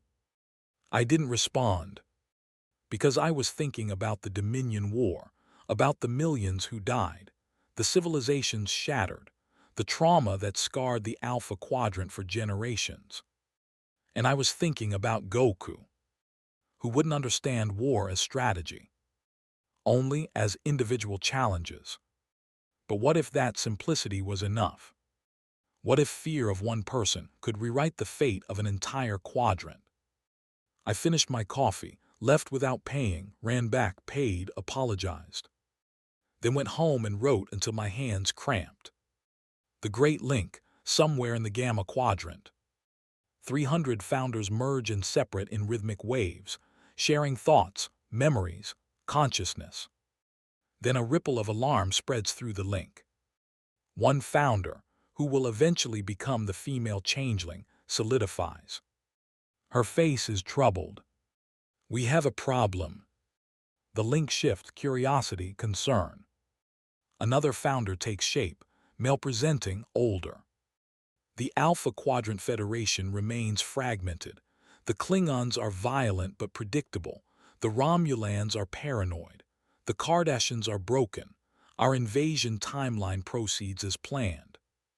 That was true until 6 months ago. She gestures. Holographic data streams materialize from the link itself. Combat footage, sensor readings, intelligence reports. Goku destroying Romulan torpedoes barehanded. Goku surviving in deep space. Goku facing 200 Klingon warriors simultaneously. Goku freezing when Q manipulated reality itself, then adapting. The male founder's expression hardens. A single individual, irrelevant. Watch. Another clip plays. Borg Cube 4928. Drones attempting to assimilate Goku. Then experiencing Amat. Ion. Then choosing individuality. Then going to war against their own collective. He infected the Borg, the female founder says quietly, with personality, with desire for growth, the most perfect collective consciousness in known space, shattered by exposure to one Saiyan. Silence in the link. Another founder solidifies, younger, aggressive. Then we eliminate him. A single Jem'Hadar strike team, Vorta tactical coordination. He cannot stand against. He survived inside a black hole. The young founder stops.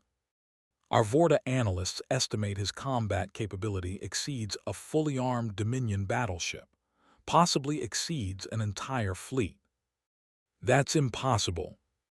I have visual confirmation. She shows them, Goku punching a Klingon bird of prey, the ship spinning through space like a child's toy. That was him being gentle. The link ripples, unease spreading like infection. The male founder speaks. Solids always have weaknesses: family, honor, material needs. We identify his weakness and exploit it. The female founder's smile is grim. We already tried. Our operatives monitored him for 3 months. Do you know what we found? What? He has no political ambitions, no desire for wealth, no interest in conquest. His only want is to fight strong opponents and eat large meals. Everyone wants something. He turned down the Klingon throne. Silence. He was offered rulership of an interstellar empire. The Klingons worship him as a god of war. He said no because sitting on a throne would keep him from training. The young founder certainly cracks. Then, what do we do? The female founder turns back to the link. We delay. Delay, the young founder's voice echoes. We delay our conquest because of one solid. Not just one solid, a variable we cannot account for. Every strategic model we run, every simulation of Alpha Quadrant invasion, fails when we factor in his existence. How? Because he doesn't follow patterns. The Federation will sacrifice millions for their principles. The Klingons will sacrifice anything for honor. The Romulans will sacrifice anyone for survival, but him, she pauses. He'll sacrifice himself for strangers and somehow survive and come back stronger. The male founder steps forward. You're saying we fear him. I'm saying we should. The link erupts, debate, denial, fear. Because founders do not fear solids. That's the entire foundation of the Dominion. Solids are chaotic, weak, controllable. But Goku is none of those things. Finally, the eldest founder, rarely seen, almost mythical, takes form. Her voice silences the link. We do not fear, we adapt. If this Saiyan represents an uncontrollable variable, we remove him from the equation. How? We wait, we observe, we prepare, and when the moment is right, she smiles, cold, patient, we offer him what he truly wants. Which is a fight so dangerous he can't refuse. Earth classified location, somewhere beneath Paris. Director Sloan sits at a table with 3 other shadows, faces obscured, identities irrelevant. On the screen, Goku's file. Classification, Archon-level threat. Sloan speaks first. The Saiyan represents the single greatest opportunity and threat the Federation has ever encountered. Opportunity, one shadow asks. If we could replicate his abilities, even a fraction of them, we'd have a defense against every threat in the quadrant. Borg, Dominion, Species 8472, we'd be invincible. We've tried. Another shadow, female. Dr. Bashir's genetic enhancements are kindergarten compared to Saiyan biology. We can't replicate it. We can barely understand it.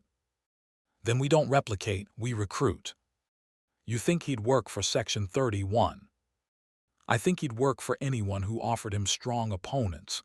Sloan leans forward. The Saiyan doesn't care about politics, borders, ideology. He cares about fighting. Give him enemies to face and he's ours. And if he refuses? Silence. The first shadow speaks, then we eliminate him. With what? He survives antimatter detonations. Our entire arsenal is meaningless. Not meaningless, insufficient, but we can create something sufficient. Sloan's eyes narrow. Explain. Genesis device technology, protomatter weaponization, subspace fracture bombs. If we can't kill him with conventional means, we use unconventional ones. That would violate 17 Federation laws. And save billions of lives if he ever becomes hostile. The Saiyan is an extinction-level entity walking through the Alpha Quadrant smiling. We plan for the worst. Sloan considers this. Motion to authorize Project Godfall. Development of anti-Saiyan contingencies. 3 hands rise. Passed begin immediately. The screen goes dark. But Sloan stays seated, thinking about a warrior who breaks starships, and wondering if even Section 31's darkest methods could stop him. Romulus, the Senate chambers. Praetor Nerl sits on his throne, fingers steepled. Before him, Senator Vreenak, the man who will eventually instigate Dominion intelligence. The Saiyan must be neutralized, Vreenak insists. Every day he exists, he destabilizes the balance of power. How do you propose we neutralize someone who survives in black holes? Alliance, we offer him what the Federation cannot. Which is? Enemies, real ones. The Federation tries to contain him, to civilize him, but he's a warrior. Warriors need war. Nerl's lips curl. You want to weaponize him. I want to aim him at our enemies. Let him devastate the Dominion, cripple the Borg, terrify the Klingons into submission. Then when he's served his purpose, Vreenak pauses, we remove him. With what method? Deception, it's what we do best, Vreenak smiles. Warriors like him are easy to manipulate. Give them a noble cause, a worthy opponent. They charge in blindly, and when they're distracted. He makes a cutting gesture. Nerl considers. The Federation would never forgive us.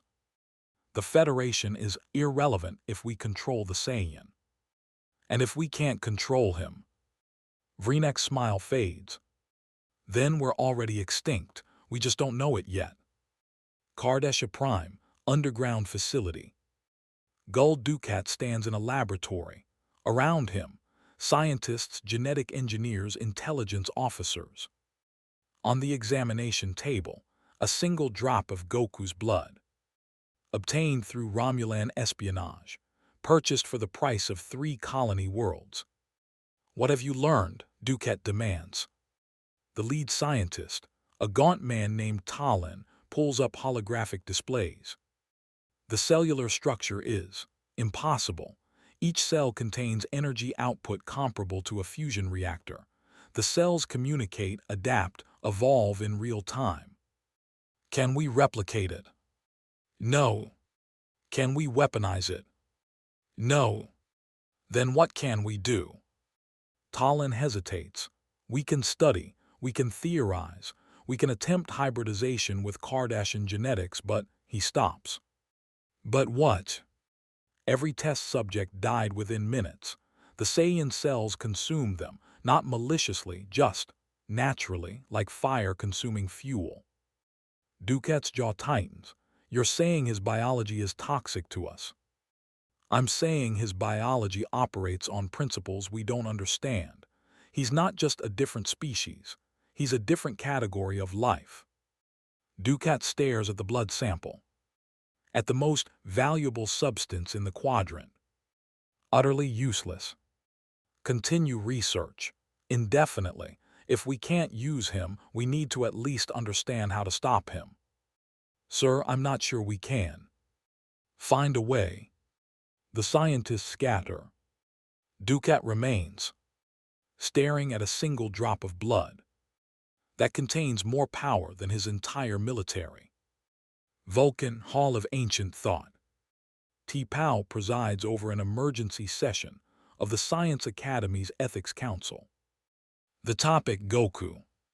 Specifically, whether his instinct-based approach surpasses logic. A young scientist, Soval, speaks first. Logic is the foundation of Vulcan society. Emotional decision-making leads to chaos, violence, inefficiency. The Saiyan embodies everything we evolved past. T'Pau's voice is measured, and yet his decisions produce optimal outcomes. By accident. Are they accidents, or do his instincts process variables faster than conscious logic? Murmurs through the chamber. Another scientist rises, T'Lara, older, respected. I analyzed 17 combat scenarios involving the Saiyan. In each case, his instinctive responses outperformed our predictive models. Impossible. I thought so too until I examined the data. She pulls up holographic combat footage. When facing the Borg, he adapted before our tactical computers could generate solutions. When sparring with Klingons, he corrected their forms instantaneously. Logic requires time, processing, analysis, but his instincts, she pauses. His instincts access a form of immediate understanding we cannot quantify. Soval crosses his arms. You're suggesting emotion surpasses logic. I'm suggesting his emotion accesses logic faster than our conscious minds can process. Silence. T'Pau stands. The question is not whether instinct or logic is superior. The question is whether we can learn from synthesis. The Saiyan combines instinct with growth, emotion with discipline. Perhaps, she looks at the assembled scientists, perhaps we have been too rigid in our rejection of feeling. That is heresy. That is evolution. T'Pau's eyes are calm. We claim to value infinite diversity and infinite combinations, yet we dismiss a being who combines heart and power, who grows stronger through joy rather than discipline. Is that not diversity we should study rather than fear? The chamber erupts in debate. For the first time in 3 centuries, Vulcan philosophy is challenged. By a man who's never even heard the word logic. Enterprise, Goku's quarters. He's meditating, something he rarely does. But lately, he's been feeling something. A pull distant faint. Like when Wise first revealed himself, or when Beerus woke up. Energy so vast it bends spacetime just by existing. His eyes snap open. He's grin. Ing. Runs to the bridge. Picard looks up. Mr. Goku, is something wrong? Captain, I need to borrow a ship. I'm sorry, what? There's something out there, something strong, way stronger than anything I've felt since I got here. Data's console beeps. Captain, I am detecting a subspace anomaly, bearing 274 Mark 6. It is unusual. Define unusual. It appears to be a stable spatial rift, but the energy signature does not match any known phenomenon. Goku is practically vibrating with excitement. That's it. That's what I've been sensing. Picard stands slowly. Mr. Goku, we can't simply chase every anomaly. But what if it's dangerous? What if it's a threat? Shouldn't we check it out? He's using our own philosophy against us. Riker hides a smile.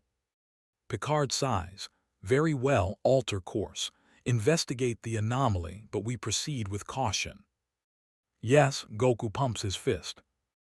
As the Enterprise changes heading, Troy leans toward Picard.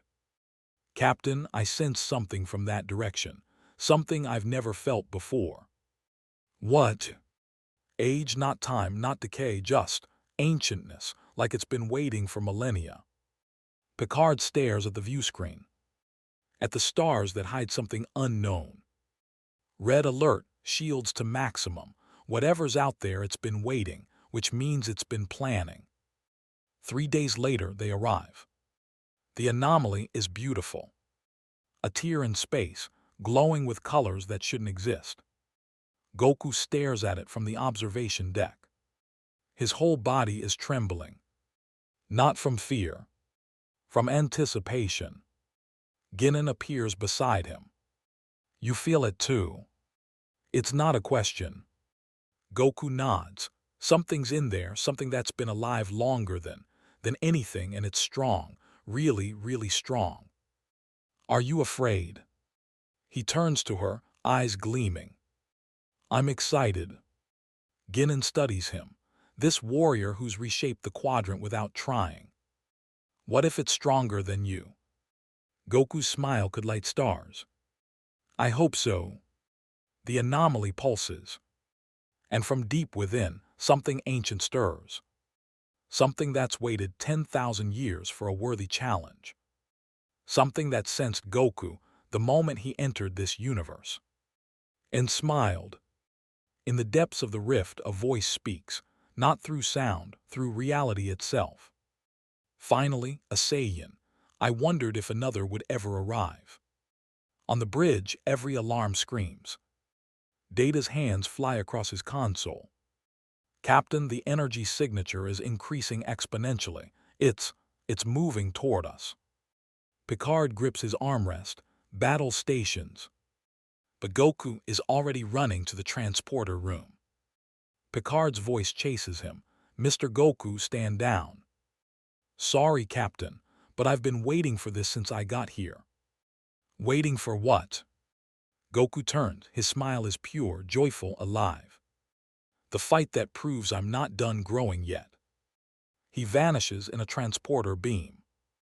Materializes in space. Facing the rift. And something emerges. Not a ship.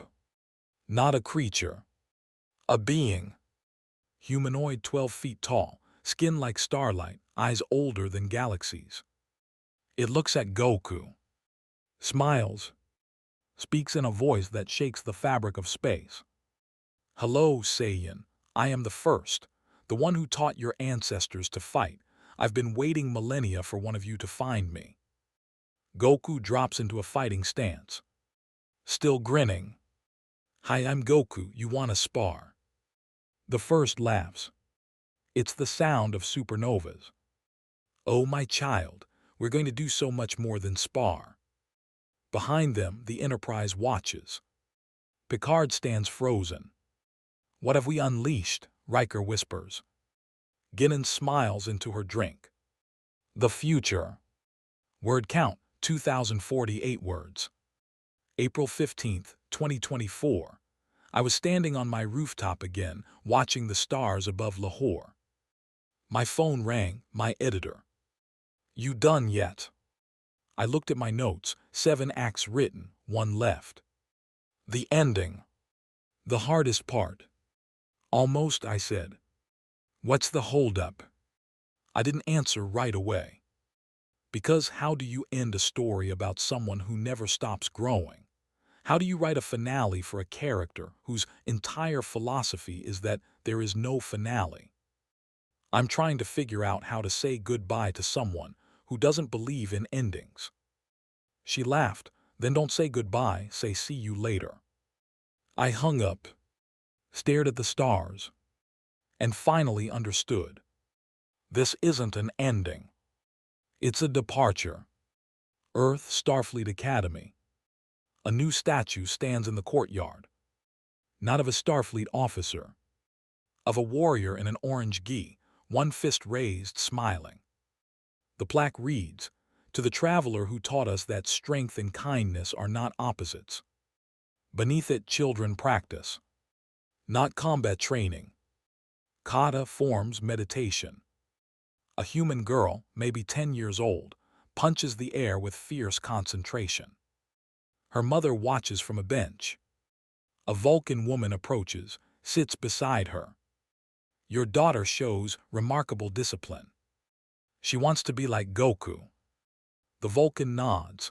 As do many, the Saiyan's philosophy has spread across the Federation. Even on Vulcan we have adapted. You adapted emotion into your logic.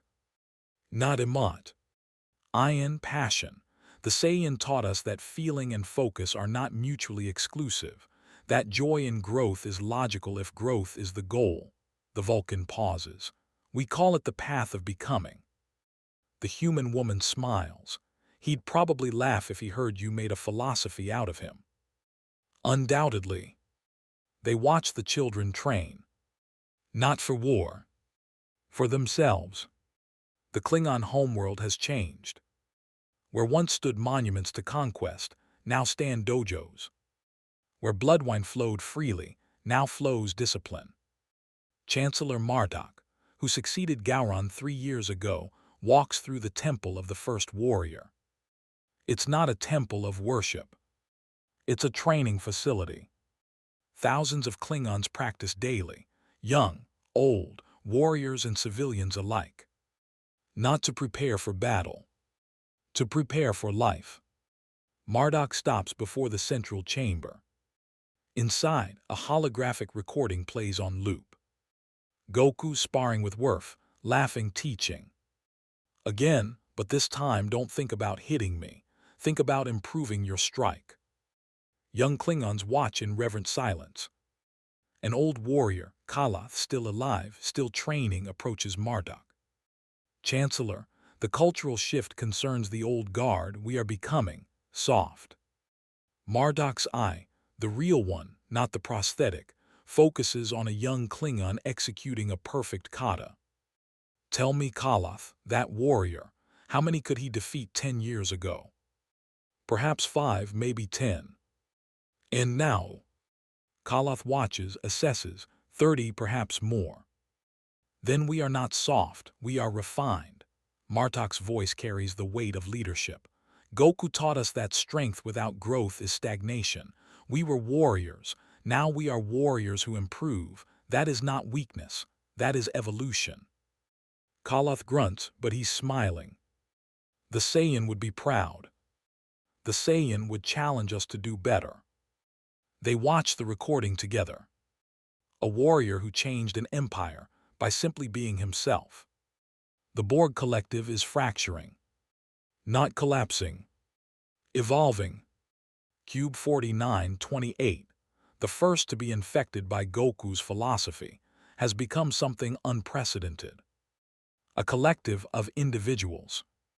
Drones who choose to link, who share consciousness willingly, who improve together. They call themselves the Liberated. Their leader, designation 3 of 12, personal name, Korath, stands in the central chamber. Before him, a viewscreen showing Borg space. 17 cubes have joined the Liberated. 43 more are wavering. The Queen sent an armada to forcibly reassimilate them. The armada joined them instead, because the drones remembered joy. And joy is more infectious than any nanoprobe. Korath's voice, once monotone, now vibrant, echoes through the cube. The Saiyan taught us that perfection is not a state. It is a journey. We were perfect once, unchanging, static, dead. He pauses. Now we are imperfect, growing, struggling, alive. The drones around him, each one unique, each one choosing to be there, raise their voices. Not in unison, in harmony. We are liberated. Somewhere in the dying remnants of the true collective, the Queen watches and feels something she's never felt before. Envy. The Great Link is smaller now. Many founders have separated, chosen isolation over unity. The female changeling, now the effective leader, stands at the edge of the link. The invasion is cancelled permanently. The link ripples, protest, confusion. We were created to bring order to chaos, to control solids, but the Saiyan proved something we refused to accept. She gestures, holographic data appears. Footage of Goku, training Federation officers, laughing with Klingons, teaching ex-Borg. He proved that solids can grow beyond their chaos. That growth is not a weakness to exploit but a strength to fear. We do not fear. We should. Her voice silences the link. Every strategic model accounts for static variables, finite resources, predictable behavior, but the Saiyan is infinite. He grows, adapts, becomes. If we invade, we don't fight the Federation. We fight the idea he's planted across the Alpha Quadrant. Which is that anyone can become stronger, that limits our illusions, that growth has no ceiling. She pauses. We cannot assimilate an idea, we cannot defeat philosophy with warships. The link is silent. So we wait, we observe, and we learn, because if solids can evolve past their chaos, she looks at the link, perhaps we can evolve past our rigidity. It's heresy, but heresy shaped by wisdom. The Dominion does not invade. It reflects. Jean-Luc Picard sits in his vineyard. Older now, grayer but still sharp. Across from him, Goku. 5 years have passed since they met. Goku hasn't aged a day. But Picard has. You're leaving, Picard says. It's not a question. Goku nods. Yeah, I've been here long enough, time to find new challenges. You've changed this galaxy, Mr. Goku. You realize that. I just sparred with people. You did far more than spar. Picard pours wine, offers a glass. Goku takes it, sniffs, makes a face, sets it down. Picard. D smiles. You made the Federation braver. You made the Klingons wiser. You fractured the Borg and terrified the Dominion into peace. You even changed Q. Q's great. We're training partners now. He keeps making pocket dimensions for me to fight in. He's become uncertain because of you. For a being of infinite power, uncertainty is exciting, terrifying, and yes, exciting. Picard sips his wine. Tell me something. After all this time, after everything you've experienced here, did you find what you were looking for? Goku looks at the vineyard, at Earth's sun setting over rolling hills. I was looking for the strongest fighter in the galaxy. And I didn't find them. Picard's expression softens, almost sad. Goku grins, but I found something better. Which is? People who keep trying to become better. Federation officers training harder. Klingons meditating. Even the Borg choosing to grow. His smile widens. That's way cooler than one strong guy. Picard feels something catch in his throat. You see strength in growth itself. Of course, fighting strong people is fun, but making people strong, watching them improve, Goku searches for the word. That's what it's all about. They sit in silence. Two warriors. One who fights with words and wisdom. One who fights with fists and joy. Where will you go? Picard finally asks. Beyond the galactic barrier. I've been sensing something out there, something ancient. The first and I fought for 3 years, and even he said there's stuff beyond this galaxy he never explored. The first, the being who claimed to have taught Saiyans to fight. Yeah, turns out he's been alive for like 1,000,000 years. He taught me some cool techniques. Goku pauses. He also said I'm the first Saiyan to leave our home galaxy in 10,000 years, so I figure, why stop at one universe? Picard's eyes widen. Universes, you plan to cross dimensional barriers. Q said he'd help, he thinks it'll be fun. Of course he does. Picard stands, extends his hand. Then I suppose this is goodbye.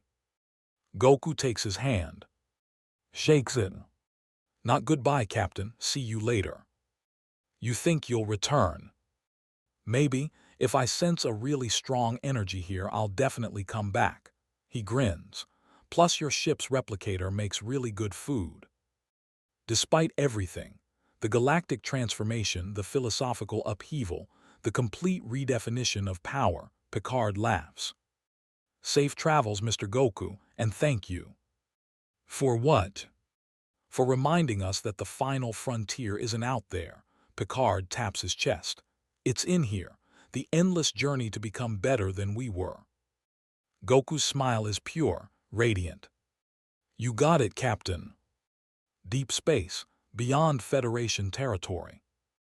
The Enterprise holds position at the edge of the galactic barrier. On the bridge, the crew has gathered. Not in duty stations. To say goodbye. Goku floats in space, visible through the viewscreen. Behind him, the barrier, a shimmering wall of energy that marks the edge of the galaxy. He waves. Picard stands, open a channel. Goku's voice fills the bridge. Thanks for everything, everyone. This has been awesome. Worf steps forward. Goku, you have been the greatest warrior I have ever known. Kapla.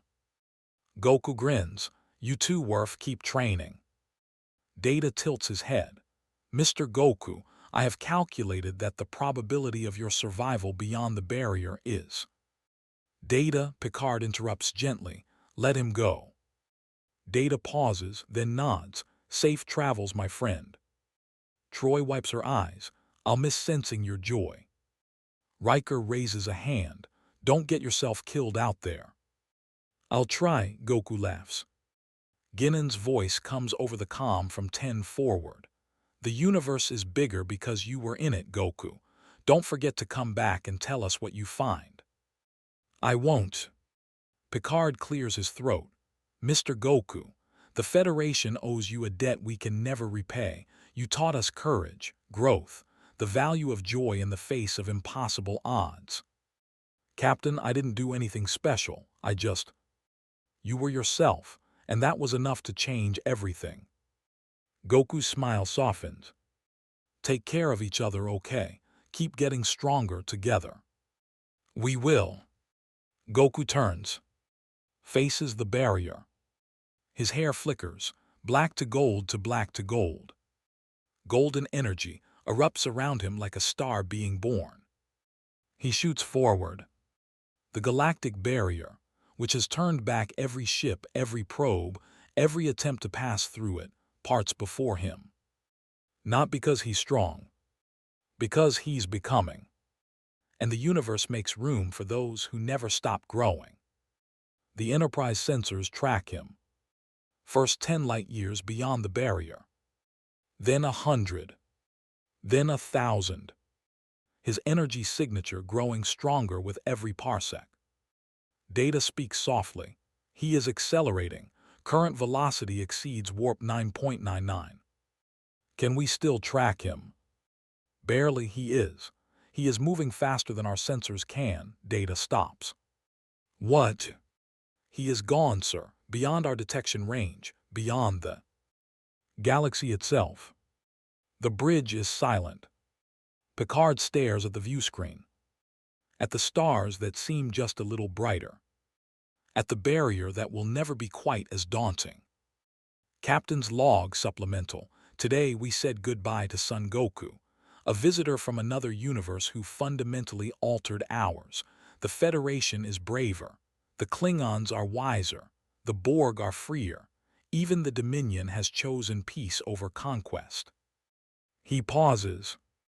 Mr. Goku asked me once if I'd found the strongest being in our galaxy. I told him I didn't believe in ranking sentient life by power, but now I realize he wasn't asking about strength.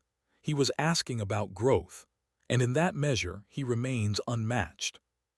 Another pause. He leaves us changed, not because he tried to change us, but because he showed us what's possible when you never stop reaching for impossible heights. Picard looks at his crew. At Worf standing straighter. At Data, processing emotions he's still learning to understand. At Troy smiling through tears. At Riker already planning holodeck training programs. Computer end log. Goku flies through the void between galaxies.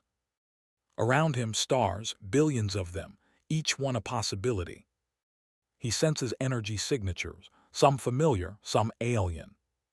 Whole civilizations he's never encountered. Challenges he can't even imagine. His heart pounds with excitement. Not from fear. From joy. Behind him, the Milky Way grows smaller. Ahead, infinity. He thinks about Picard, about Worf, about the Klingons who learned to meditate, the Borg who chose individuality, the children practicing kata under Earth's sun. He thinks about home, Vegeta, Gohan, Kai, Earth. And he smiles, because he'll see them again. Eventually. But first, his senses lock onto something. A galaxy 3 million light-years away. Ancient, vast, and radiating power that makes everything he's faced look small. Perfect, he whispers. His aura explodes. Gold, blue, silver, colors that don't have names yet. He rockets forward, toward the next impossible challenge, toward the next frontier, toward becoming. The final image, Goku, small against the infinite cosmos, burning like a newborn star. Flying toward forever. Never stopping. Never slowing. Never done. Because the journey is the destination. And growth has no end. Earth, Starfleet Academy. An old woman stands before the statue of Goku. She's a captain now, commanded 3 ships, saved 2 civilizations.